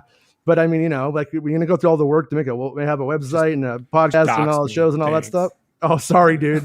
Oh, I thought that was publicly known. Sorry. Did I use that docs term right? Because I don't even know what that means. Like, I just figured that sounds about right.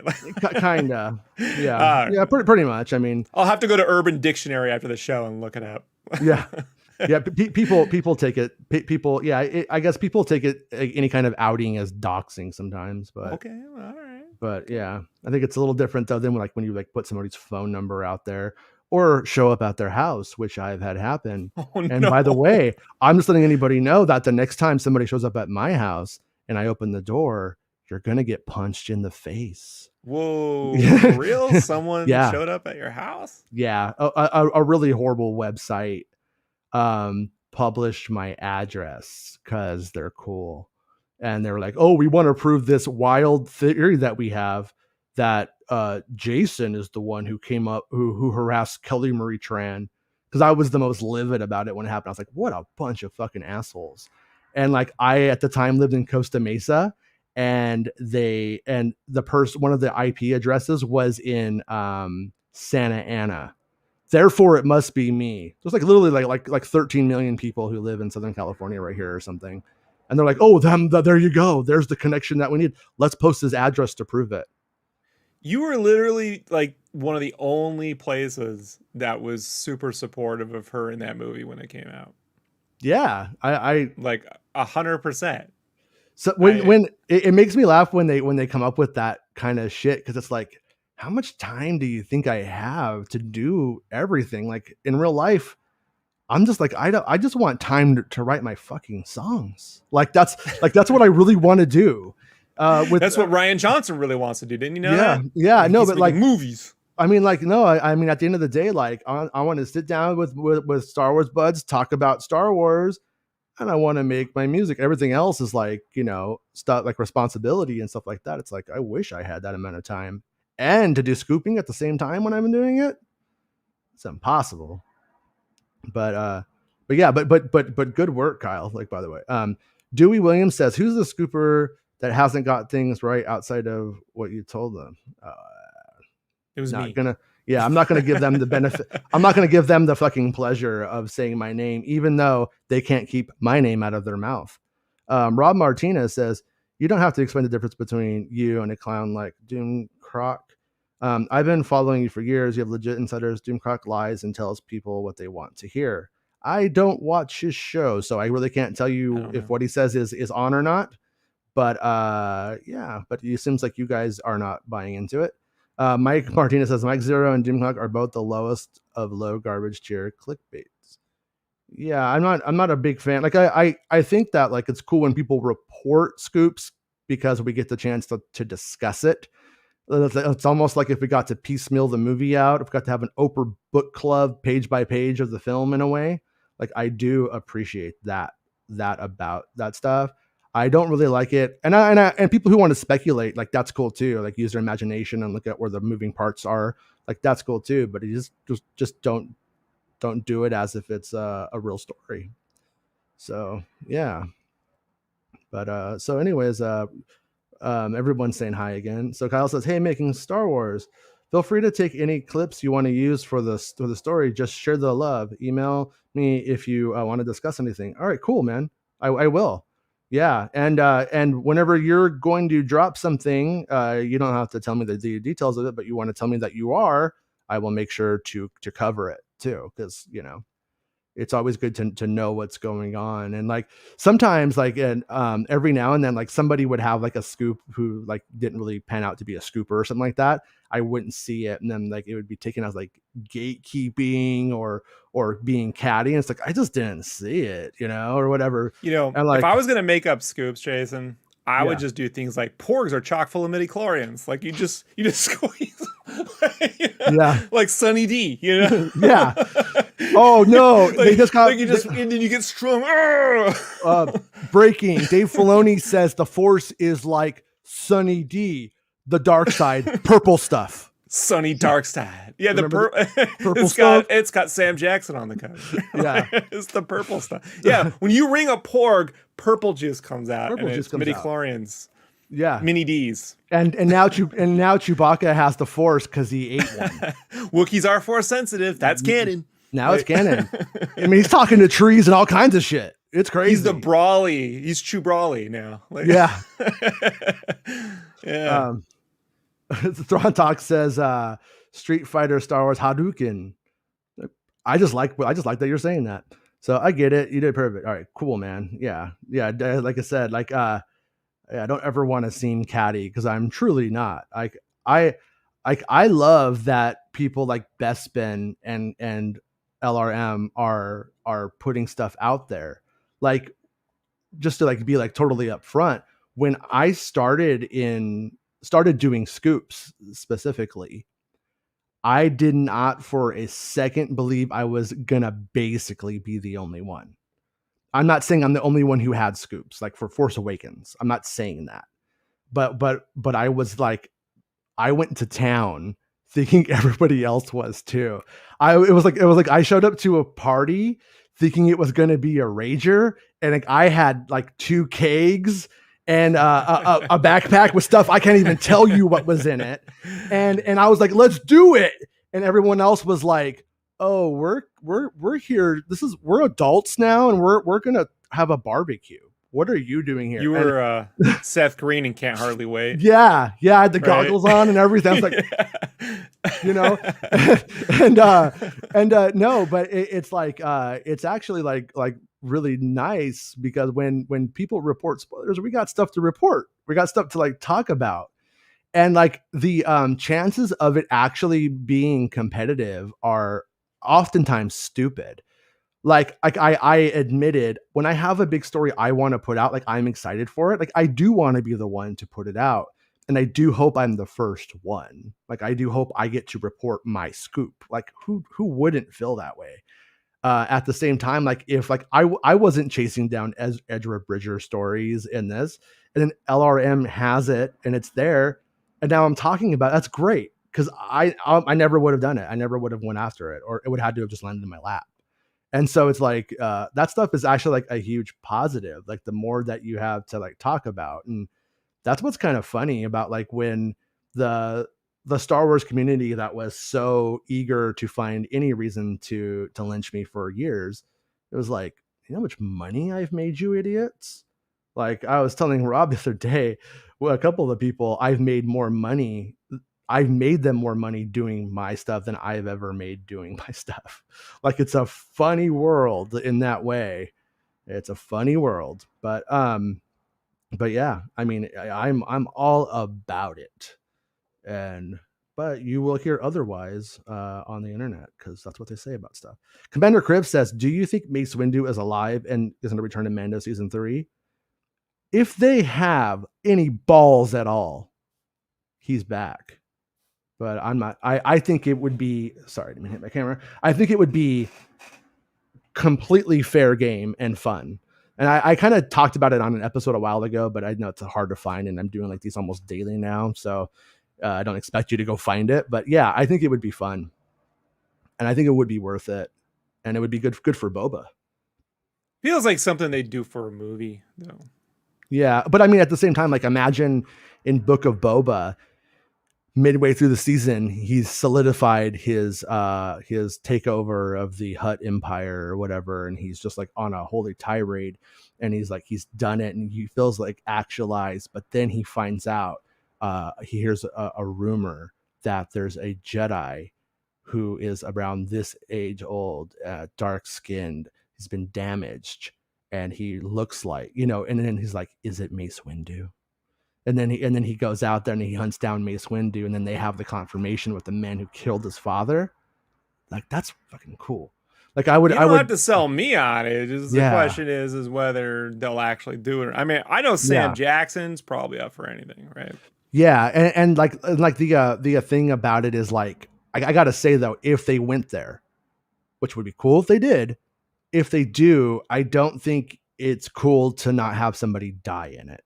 And so Mace Windu's already dead, so they bring him back to kill him again. Kind of sucked, but at the same time, like that's a good, that would be a good way to do it, and it would be a good way to introduce him back in, but not have him like once again. Why didn't he just take out Snoke and Kylo and and restore the Jedi with Luke? You know what I Jonathan mean? Hales is coming back. He's gonna write the dialogue. Yeah. I don't think so, I Boba. Like, don't think so, Boba. Yeah. Did you know that Tom Stoppard wrote on Revenge of the Sith? I don't know if I that. did not know that. Yeah, you don't really hear about that very much, but yeah, he did like the final like dialogue pass on Revenge of the Sith. And so that's one thing I wanted to bring up last night, and we were having such deep conversation. I liked the show last night a lot, by the way. We were having such good conversations. Like I kept like having things I should have written down and then brought up, but I that was one of the things I lost when people want to make it seem like Lucas wasn't a team player at all and he was doing it all by himself, which I kind of go down that route sometimes too. But he did bring in Tom Stoppard, like that. It wasn't completely on his own all the time. Yeah, and the Star Wars Photos Archive books covers a little bit of the Hales being brought in. A lot of Yeah. the young Indiana Jones crew being brought in to help get, like, the script shows up on a Friday complete after they bring Hales in to help them finish dialogue or whatever, and Mm-hmm. they start shooting Monday. So it was like a lot of the skin of their teeth, kind of just under. Lucas has to approve things. There's so much to do. So Yeah. he does admit to getting help. It's not like Yeah. he made it all himself. Nike asks Jason, "Do you have any idea when you think Mando will begin filming?" Um, so with what's going on, I have to say the whole question is: are the set builds for Kenobi? If the set builds are for Mando, which we thought might have been filming based off of Katie Sackhoff's words, but it turns out she was inferring another project. Dune. I have to think I have to think that it's starting in September. That's not like a firm thing, but that's me looking at all of the moving pieces and what makes the most sense. But classically, Mando has actually started in October, like early October. They would start building and they start filming in late October. And I got a feeling that's what's going to happen now. I think essentially the whole thing just got pushed by a year. And so I think it's going to, so if we were just taking like our bets, if we were playing our, putting our Super Bowl bets down, so to speak, that would be my thing. It's October, because that's when it's always been. So why not stick to what it always is, kind of thing, and then you kind of know, like out here in California, like rain isn't like a big deal, but you kind of know what to expect. You kind of know, like, you know what I mean? Like how the seasons play and how the light's going to play at those times. Like it gets like a little bit darker in December and stuff like that. And yeah. Well, they're filming Obi-Wan, Book of Boba Fett, Cassian, Candor. Yeah. And Willow. Mm-hmm. I mean, that's 4 productions plus Acolytes ramping up. Plus, I mean, plus they're prepping one major film at least. And then I think, so is the Marvel Studios side, is Feige like, are they doing all the art and design on the Feige thing? Like, when he says producing, is that just he's putting the pieces, but Lucasfilm is doing that? Or is he bringing his studio in? I've always heard for Lucasfilm is what is the wording that they use, which makes me think that he's going over to their department. And I figured. Yeah, and I would have to imagine if there were people at Marvel that he wanted to, he's like bringing it over so that way they could cross-pollinate and they could, share ideas and stuff. Like in a weird way, that Star Tours documentary last night where it has like Doug Chiang coming in to work on Star Tours 2. And you see how they worked with the Imagineers and stuff like that. I have a feeling it's gonna feel like that. At least that's what they're hoping for.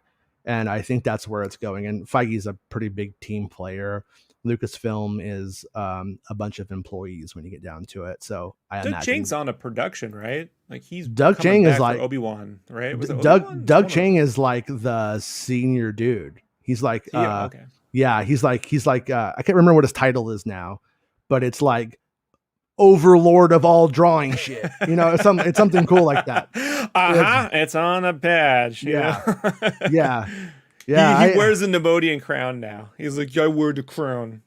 I've met him a bunch of times, and I will say, like, he's one of the people that every time I've ever met him, he's been so cool and such a nice dude. Like, you know what I mean? Like, he seems like a genuinely nice dude. Like, sometimes you meet somebody that are super nice, and one time they're having a bad day, and you're like, oh, okay, not that guy. He guy's always very, very chill and nice.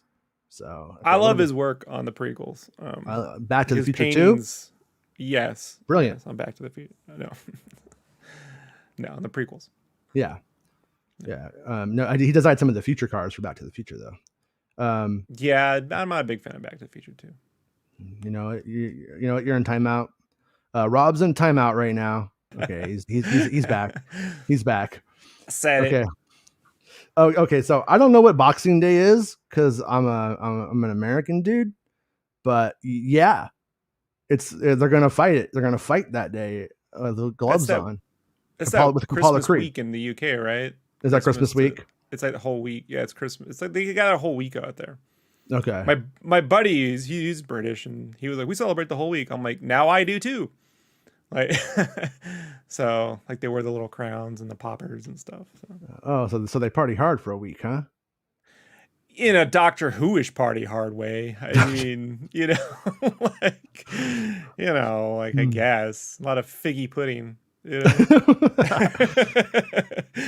Thrawn Talk says, when I interviewed Dominic Pace, he said that he just got word from Disney that they were going to do something for his Gecko character. I wonder if they are. The Geico? Yeah, he's the Geico caveman. He's selling Star Wars insurance. Does Star Wars constantly break your heart? Do you have unrealistic expectations? You need Gecko insurance. When the pod racers explode and crumble and they're just sitting there, he walks out. You could get 20%. So Chris Krives says versus Mace Windu. Oh wait, there was still a two-parter here. Imagine Boba, Mando, Fennec, Shan versus Windu. Yeah, see, I would watch that. I would. It would be good. And in a way, that was one of my like things that they were kind of promising for Revenge of the Sith that they couldn't deliver on because the story changes. Whereas I wanted to see Boba Fett come back for Revenge of the Sith. Like that was kind of now that we live in this current era where Boba has getting his own show and so on, it's completely cool like that they introduced Boba in the story. But when they introduced Boba in the story and then didn't really have anything else for the character until like 20 years later, it was sort of weird. And so I Not for like nothing. I legitimately thought at the time mm-hmm. that they were going to do a Forrest Gump like thing with Boba Fett, where he was just like in between 3 and 4, where he was just going through all these different moments as a bounty hunter kid growing up, you know, Yeah. like he was, you know, like there was this version of that was like the dark. I know I say Forrest Gump, and you think I'm like goofing, but I mean it's like they would have had all these key moments where he's growing up during the backdrop of these wars, and then when they stole the plans of the Death Star, he's back. You know, like he's just all these little things, and then Boba's the bridge between 3 and 4. That's why he's such a big deal. You know, Eric Denton, a rogue, a scholar, gentleman, wrestling fan, father, lover, Star Wars fan says. Mana Masood casting has been floating around for months. Yeah, that started with the actor apparently like teasing it, but it came off in a way like he was trying to get the role. And so I don't know. Yeah, that was always weird to me because I know if he does have the role and he did that, I know that they weren't happy about it, and he probably got schooled about it. They can be very weird. Sometimes though they like yeah. I mean no. So sometimes they like mistakenly don't tell people things, and then other times they like hammer it home, you know. But Doug Chang has Star Wars in his veins, says Thrawn Talk podcast. I agree. I think that like he is one of the big three. Like I really do think that Ralph McQuarrie sets the tone, sure. But Joe Johnston and Doug Chang, like without those two, and Nilo's work on the costume stuff for Return of the Jedi, I think is some of my favorite stuff. Like, yeah, Johnson's the Ron Cobb of Star Wars. Mm-hmm. You know, like Ron Cobb is that guy who like helps create Aliens, a lot of Blade Runner, the Back to the Future, DeLorean, you know, the Gunstar, and Joe Johnston created a lot of stuff that just kind of for some reason doesn't get his due. I don't know why. Yeah, it's like it's kind of weird. Like and like Joe Johnston's like a jack of all trades. Like he's probably my favorite one because like the guy's like rigging up models and doing island visual effect shots and then going over and drawing Boba Fett, you know, and stuff like that. And you're just like, what is this dude? You know what I mean? He's a little James Cameron-ish in that sense, you know? Yeah. Like and not knocking the career at all. Like it's an amazing career. I don't know if he just isn't interested in things, but I'm sometimes I'm like, why didn't he have more opportunities? Director Joe. Director Joe. Yeah. Yeah, there was a discussion that I want to say him or I remember I was at Comic-Con on one of those panels I went to before it was big. Yeah. And this got brought up, and it was because the Rocketeer did not take off. He was in director jail until Spielberg. So he wanted to do Jurassic Park 2, and Spielberg was like, no, I'll do it. And then he did Jurassic Park 3. But if Spielberg didn't hand him 3, he probably would have just, I mean, he did Rocket Boys, but like that is, I mean, that's, you know, like it's not a 4-quadrant Star Wars-ish, but I mean, summer film. I mean, when you look at like what he's been involved with and like what he played into, director jail for him was moronic. Like it was so stupid. Like so the project didn't connect. It did not connect because of Joe Johnston. Like everything wasn't doing well. It was a recession. You know, like was Warren Beatty in director jail after Dick Tracy flopped? I mean, it's dumb, dude. But that's what that was. Yeah. Such a mistake. Like and you know, is Captain America it's up there. It's good. It's one of the better of the Marvel. I love Back films. to the Future. What is he talking about? Well, I think he means, well, you know, like part 2. I'm not the biggest fan of part two. Let me tell you, I'm gonna give you a little side note about Back to the Future. Here's my problem with Back to the Future 2, right? Okay. Other than Doc Brown is not the same character as the first movie. I'll let it go. My Okay. problem is when he goes back into the future, it's not far enough.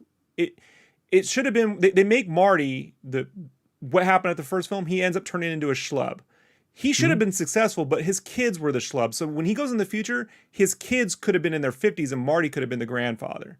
Mm-hmm. All right. Because generally what happens is famous people, their kids end up being the douchebags. Yeah. So, he could have saved his kids from fucking up their grandkids' lives or their future by seeing how they turn out, because maybe he's too good a father, or he was too nice, or whatever it was.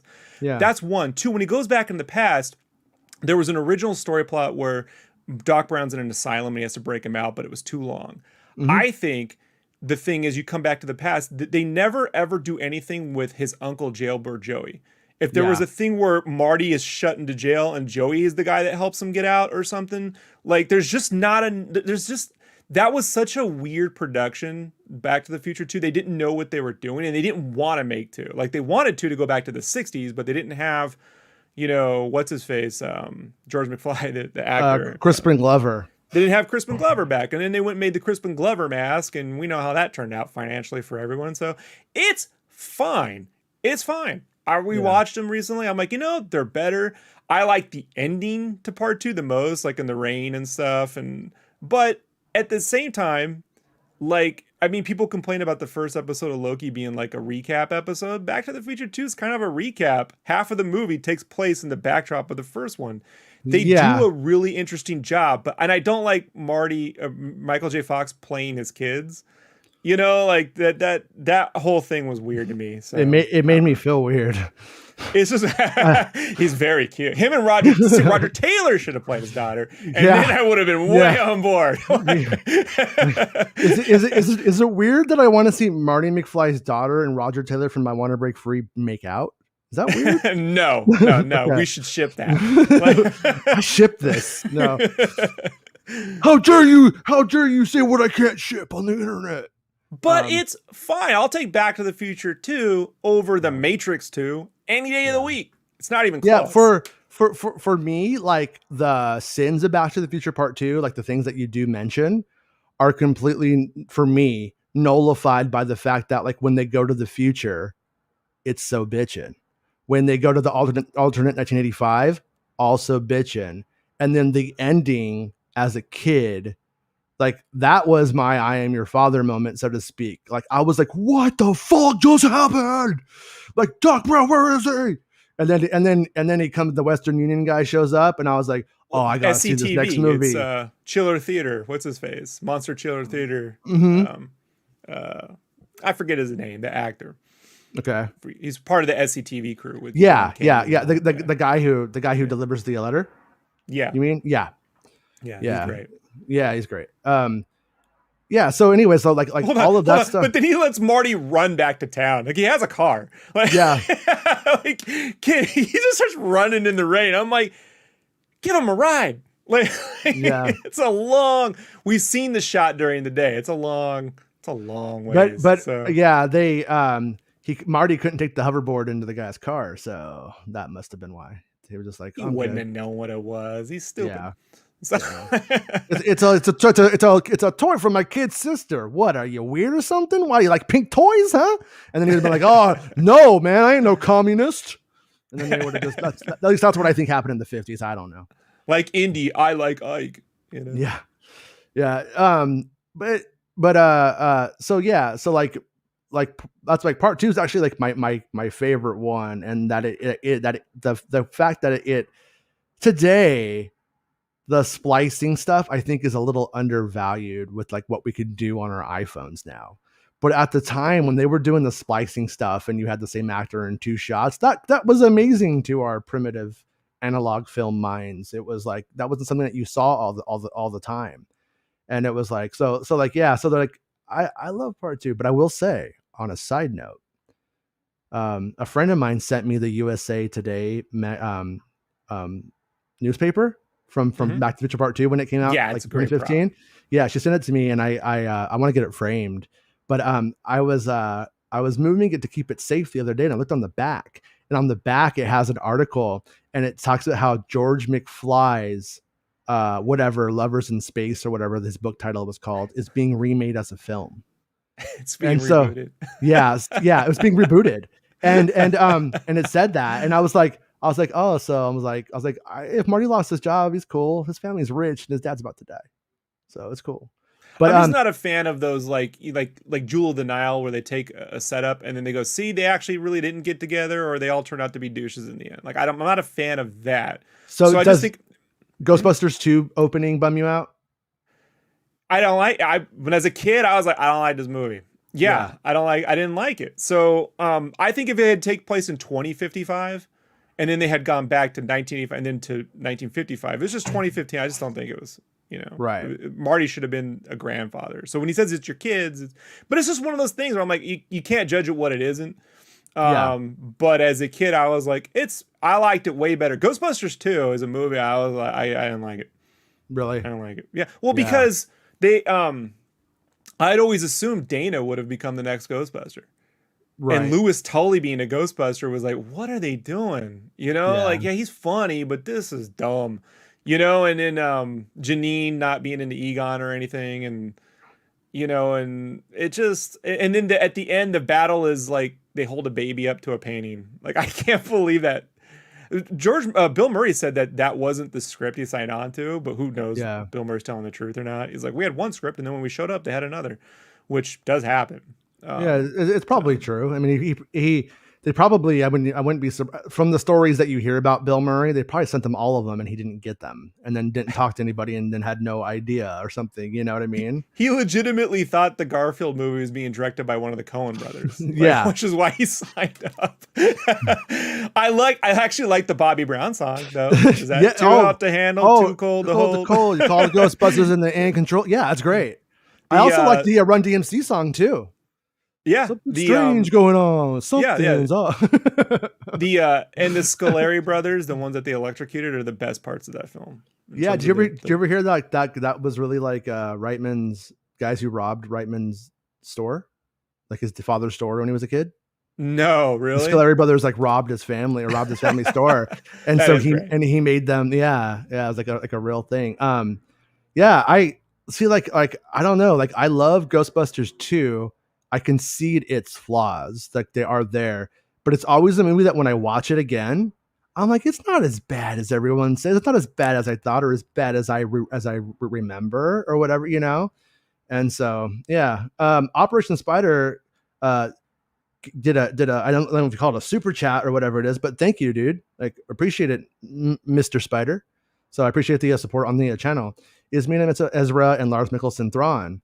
That is what LRM is reporting. So with that in mind, I think that there's a really good chance that it's true. And that's why, I led the show with it, because if I thought it was like bullshit, I would have put it on the show, made the show title, this is a bullshit rumor, and we would have made fun of it the whole time. And emoji. I mean, I don't do that. Yeah, I don't do that. But I mean, that's like what I would have done. Like, when something like I don't report on every single thing that happens or run with it, but it does sound completely possible. And like I said, they're putting their name on it. They're like doing the work, it sounds like. So I have to think that it's going to pan out. And so something that popped in my head the other night, thinking about bogus rumors and news. Mm-hmm. I'm shocked this hasn't happened yet. So like with the rise of 3D printers, how people haven't just made their own action figures for movies. Like, here it is, I got the figure for Ezra, Mina Masood as Ezra, and the Mikkelsen Thrawn, and these are the actual prototype, and they make the boxes. Like, the fact that, because so many toy leaks come out ahead of time for the merch, and we're like, this is a confirmation. I'm just surprised more people haven't attempted that one yet, but I figure that's coming. They will.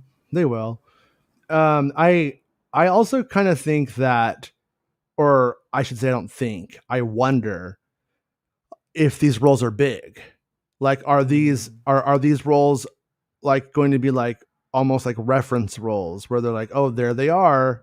Like, is the season going to end with them? Or are these like key players in the Ahsoka? Like, are these roles for multiple episodes? Like, what is the size of the role? You know what I mean? Like there's a lot of stuff to consider, because it's always important to remember that like Lucasfilm didn't release this going, you guys need to know this. So they're not promising us anything. And if the series Or comes out and if it's they're like in five Doctor minutes, Strange in Thor Ragnarok, right? Where yeah. it's just like a bit piece, you know, like. By the way, Yeah, have you seen the Doctor Strange that was added to the end of WandaVision supposedly? I have. Can I say this? Well, the Gotta shot be the careful what I say. okay, yeah, Go ahead. don't get in trouble. But they changed a bunch of like the little bookend of the series, and like they changed like trees and stuff like that. And there's like people who say like you can see like the outline of like Doctor Strange flying down there and stuff. No. And like I watch it, and I like look at it, and like I can't see it. I'm like the fat dude in Mallrats who can't see the fucking sailboat. Like I'm like, looking at it. Yeah, the schooner. It's a schooner. Yeah. Dr. Schooner. Yeah. I just So like this was mentioned in one of the writers. I think the head writer, she mentioned this on a podcast. So I can say this. okay. I know for a fact that in the writer's room, he was brought up as a logical thing. But the problem is once you do that, it no longer becomes Wanda's story, was the deal. But yeah, the concept no, art Feige, was made. I think Feige commented on that. Yeah, because I saw some stuff, you know. Yeah. So, but yeah, but who, like, that wouldn't have made it a better show. Like, you would have just been like, No. oh, now they're just bringing Doctor Strange in to save the day. Like, a guy saves a woman. You could just see that now, you know, like, yeah, like it just would go the wrong path. Well, the question I had from it was like, was the shot made during COVID times and not really done in time? And so they decided that we're going to release, this is good enough for release, and then we're going to fix it as soon as the real shot's done.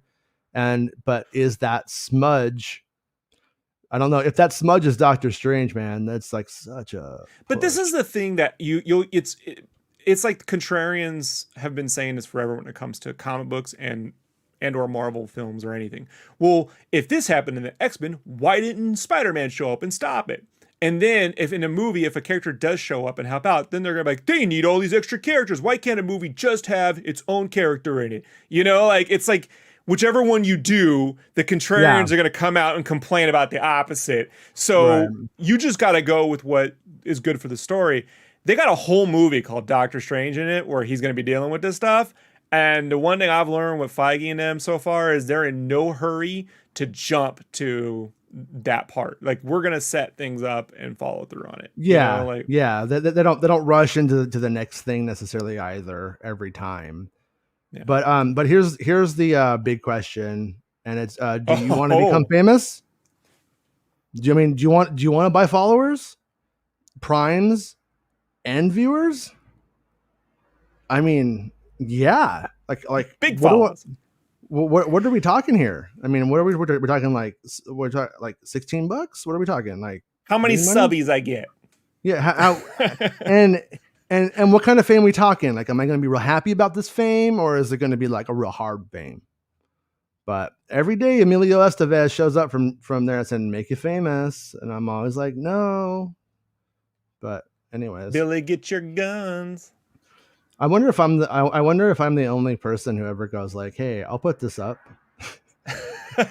but I'm going to tell everybody, don't go to bigfollows.com. Yeah, don't do it. That would be dumb. Yeah. Yeah. I mean, but at the same time, you know, I've known of Star Wars sites that have done that, who have like bought like the fake Twitter and Instagram followers to like peacock like they're more important than they are. It's funny because it's like, you can, if you do that, it makes you look bigger, but you get nothing from actually being bigger from a bunch of dead accounts following you. It makes no sense. I don't get it either. You know, like, yeah. Interesting world we live in, I'd say. But yeah, I think we're going to call this one a show. We've hit the 2-hour mark right now. We had a good conversation today. We did all right. And it was nice of LRM to stop in and say hi. And I should have said, when, I don't know if he's still here, but Kyle, you're always welcome to hang out with us on the show if you ever want to come on and talk Star Wars or talk about what you just dropped. You're always welcome. LRM comes on and goes, and I didn't like Back to the Future 3. boom. Timeout. I'll put you in a timeout. No. Which, by the way, I do enjoy, except for one thing. What's that? Marty should have taught his father how to play, or his great-great-grandfather how to play an instrument. Marty never plays an instrument again. He never plays an instrument after the first movie. Like, his big thing is being chicken and fighting and shooting guns. And I'm like, why? He never picks up the banjo, plays the guitar, nothing. They got ZZ Top up there. Like, this is the time to do it. Yes. So, I had this same thought. I was like, for as much of a retread as they do, I was like, would it have been good if Marty picked up the banjo and jammed with the band, started to go too far and then pulled it back in, showing that his character has learned restraint? Or would that have been anti-rock and roll and fucking sucked? I don't know. And he plays the theme, but on guitar. Yeah. Just it's double back, man. You got to double back. If you're going to ZZ Top, you got to double back. That is literally the one thing I don't like about it. Okay, second thing. The double back, I don't get. They weren't even that big in 89. Like, DZ Top were like the WWE. They're like the Harlem Globetrotters of the Harlem Globetrotters of bands in the 80s. You didn't... Yeah, I don't know, man. You know, no, it was, but by then they were way over. I will say that, like, Back to the Future 3 is, like, I said it before on the show, maybe I always alternate back and forth. I watch it one time, that's way better than I remember it being. Yeah, and then I elevate it in my mind. I watch it again. I'm like, this movie is a letdown. I was right before, and I just oscillate back and forth between. But I do love it. Doesn't mean I don't love it. I love like that movie a lot. Yeah. Oh, by the way, best ZZ Top cameo ever is King of the Hill. Turns out they're cousins with Hank Hill, the lead guy. Yes, and if you rewatch King of the Hill, just get up until when the dad dies and then just stop the show. It's perfect. Okay. So the grandfather, but it holds up. I'm a cowboy on the steel horse I ride. Yeah. Yeah. The Young Guns 2 single is like the only Bon Jovi thing I approve of, by the way. I'm a music snob. I got an asterisk to that. Oh, it's not Bon Jovi, it's Van Halen. Okay, no, you're right. Okay. So I was gonna think the guitar riff on Twister was Eddie Van Halen. Yeah, he did that with Mark Mancina, and it's really amazing. But yeah. So wrong guy. My bad. Listen, Mr. Thrawn, I'm a music snob. I can't help it. Sorry, but we've opened up. My one of my favorite things is just always to like it's almost trolling, but I mean it. Like if I'm at like a bar or something and somebody starts talking about how crazy like Motley Crue is, I'll just talk about Sonic Youth and how much better Sonic Youth is. And it's just the conversation that's going nowhere. And I love to have it when I'm drinking. That's a green Jello guy myself, so you know when there was still green Jello, not jelly. Yeah. No, they were actually kind of a cool like art like group or whatever you want to call it. Like as throwaway as that song was, that VHS tape they had sold was kind of cool at the time. But yeah. Did you have it? Did you actually have it? Yeah, I did. Little Pigs let me in. Yeah. Bro, I'm a claymation guy, you know, so I was there for that. It turns out the music and everything was cool. It's like, was it the Michael Jackson video mini movie where he turns into a claymation rabbit halfway through, and it's the one with Smooth Criminal and all that stuff on there. But one of the sequences is it's just him running around helping kids because that's what Michael Jackson does. And there's one where he turns into a claymation rabbit and the Rocketeer flies across a bunch of stuff. And then he gets off and he takes it off and he just takes off like a giant like Disneyland like rabbit helmet. You know, but when he puts it on, it becomes claymation, and he does the moves. It's so weird, man. You just can't. This is stuff they don't do anymore. You know, like I think when you're smoking bubbles of shit, you have some crazy ideas. You eat a glove, and you make a music video where you turn into a rabbit. You know? Yeah, pre-Jar Jar. I mean, if Pepsi lights you on fire, you go some weird places, I guess. But yeah. Oh no. Horrible. Thrawn Talk says Toad the Wet Sprocket and Toady is better than Crew. Yeah. I like Toad. Yeah, Toad the Wet Sprocket was cool. It's kind of weird. Like I feel like it's weird, man. It's like when you meet somebody who's like all about like Motley Crue and stuff. Like you want to be like, and like they like the ideal and the fun. And then I like respect that notion. But then like the sexism side of it's pretty gross. And then actually like having like been, or like my parents were young and having been around the people that were like actually into that shit and like were about it, it was like disgusting and stupid. And like it was like when like, you know, when I was like 10 or 11 and like I first heard like Nirvana, I was like, oh, everything has changed for me now. Like this is what it's about, you know? And so I've always been so, like oppositional to it, but now I have like friends that are just like dudes that just like, I want to drink beer and listen to the Motley Crue. And I'm like, you know, your music is shit, but I love you, right? It's just kind of like where it is, where it's at now. But I was like a 15-year-old to probably 25-year-old. I was like, fuck you, don't know you, you're not my friend. It's funny that there's a period of time where people define their entire identity with someone else's music. Yeah. You know, like it is odd. I mean, in the 80s, the only bands I like was Queen, George Parliament, you know, George Clinton in the Parliament of Funk, and like some Metallica. I was like, I wish they wouldn't sing so much. I like the music. Yeah. Like it was the lyrics I couldn't really get into until they had like that symphonic, the one they did in the 90s. But in the 80s, that was it. And then it wasn't until I heard Smells Like Teen Spirit.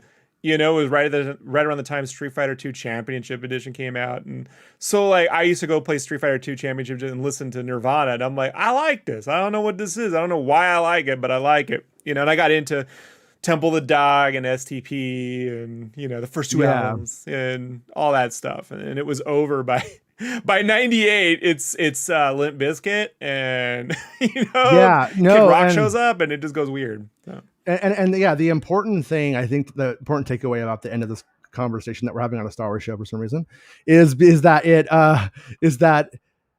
the mainstream can be irrelevant, like in music and movies. Like it's like when the mainstream music industry is stupid, it sucks. And even though they got it right at one point or for a small window of time, it's just like, yeah, it's almost always wrong. I saw Bill Burr talking about it on his show. He's like, why do people talk about disco sucking? Like Rat and Warrant and all that shit is way worse. And I was like, how many popular songs, you know, use beats from disco? How many? I mean, seriously, I don't understand that. But to really bring it back to Star Wars, there is footage. One day we need to get it, man, of NSYNC in Attack of the Clones. And I will never let it go. You know, like that's in a vault. They shot it. It's somewhere. And I want it. I want it so bad. Yeah. It happened. It did. Yeah. Thankfully they pulled back on it. But then people kept seeing Jedi in the background going, that's him. That's him. It was like that. Remember in He-Man and in She-Ra, you'd have to find like Orko or Snarf or whatever in the background of like an episode. That's what they were doing. I think that's him. He's kind of cute. I'm really attracted to that cute white boy in the background. That must be it. That must be him. Thrawn Talk podcast says, ever heard of Rialto from the UK 90s? That name rings a bell, but it's probably one of those things where like when I heard like whatever the track was, I'd be like, oh yeah, I know this. Like Chumbawamba. Yeah. But well, dude, thanks for hanging out with me this week and all the various times that we hit it up. But it's been an interesting week. It's been a fun time too. So I'll see you next week. Peace. Later, everyone. Have a good... Oh, wait. No, I have to end the show right. Damn it, Jason, be a professional. Wait.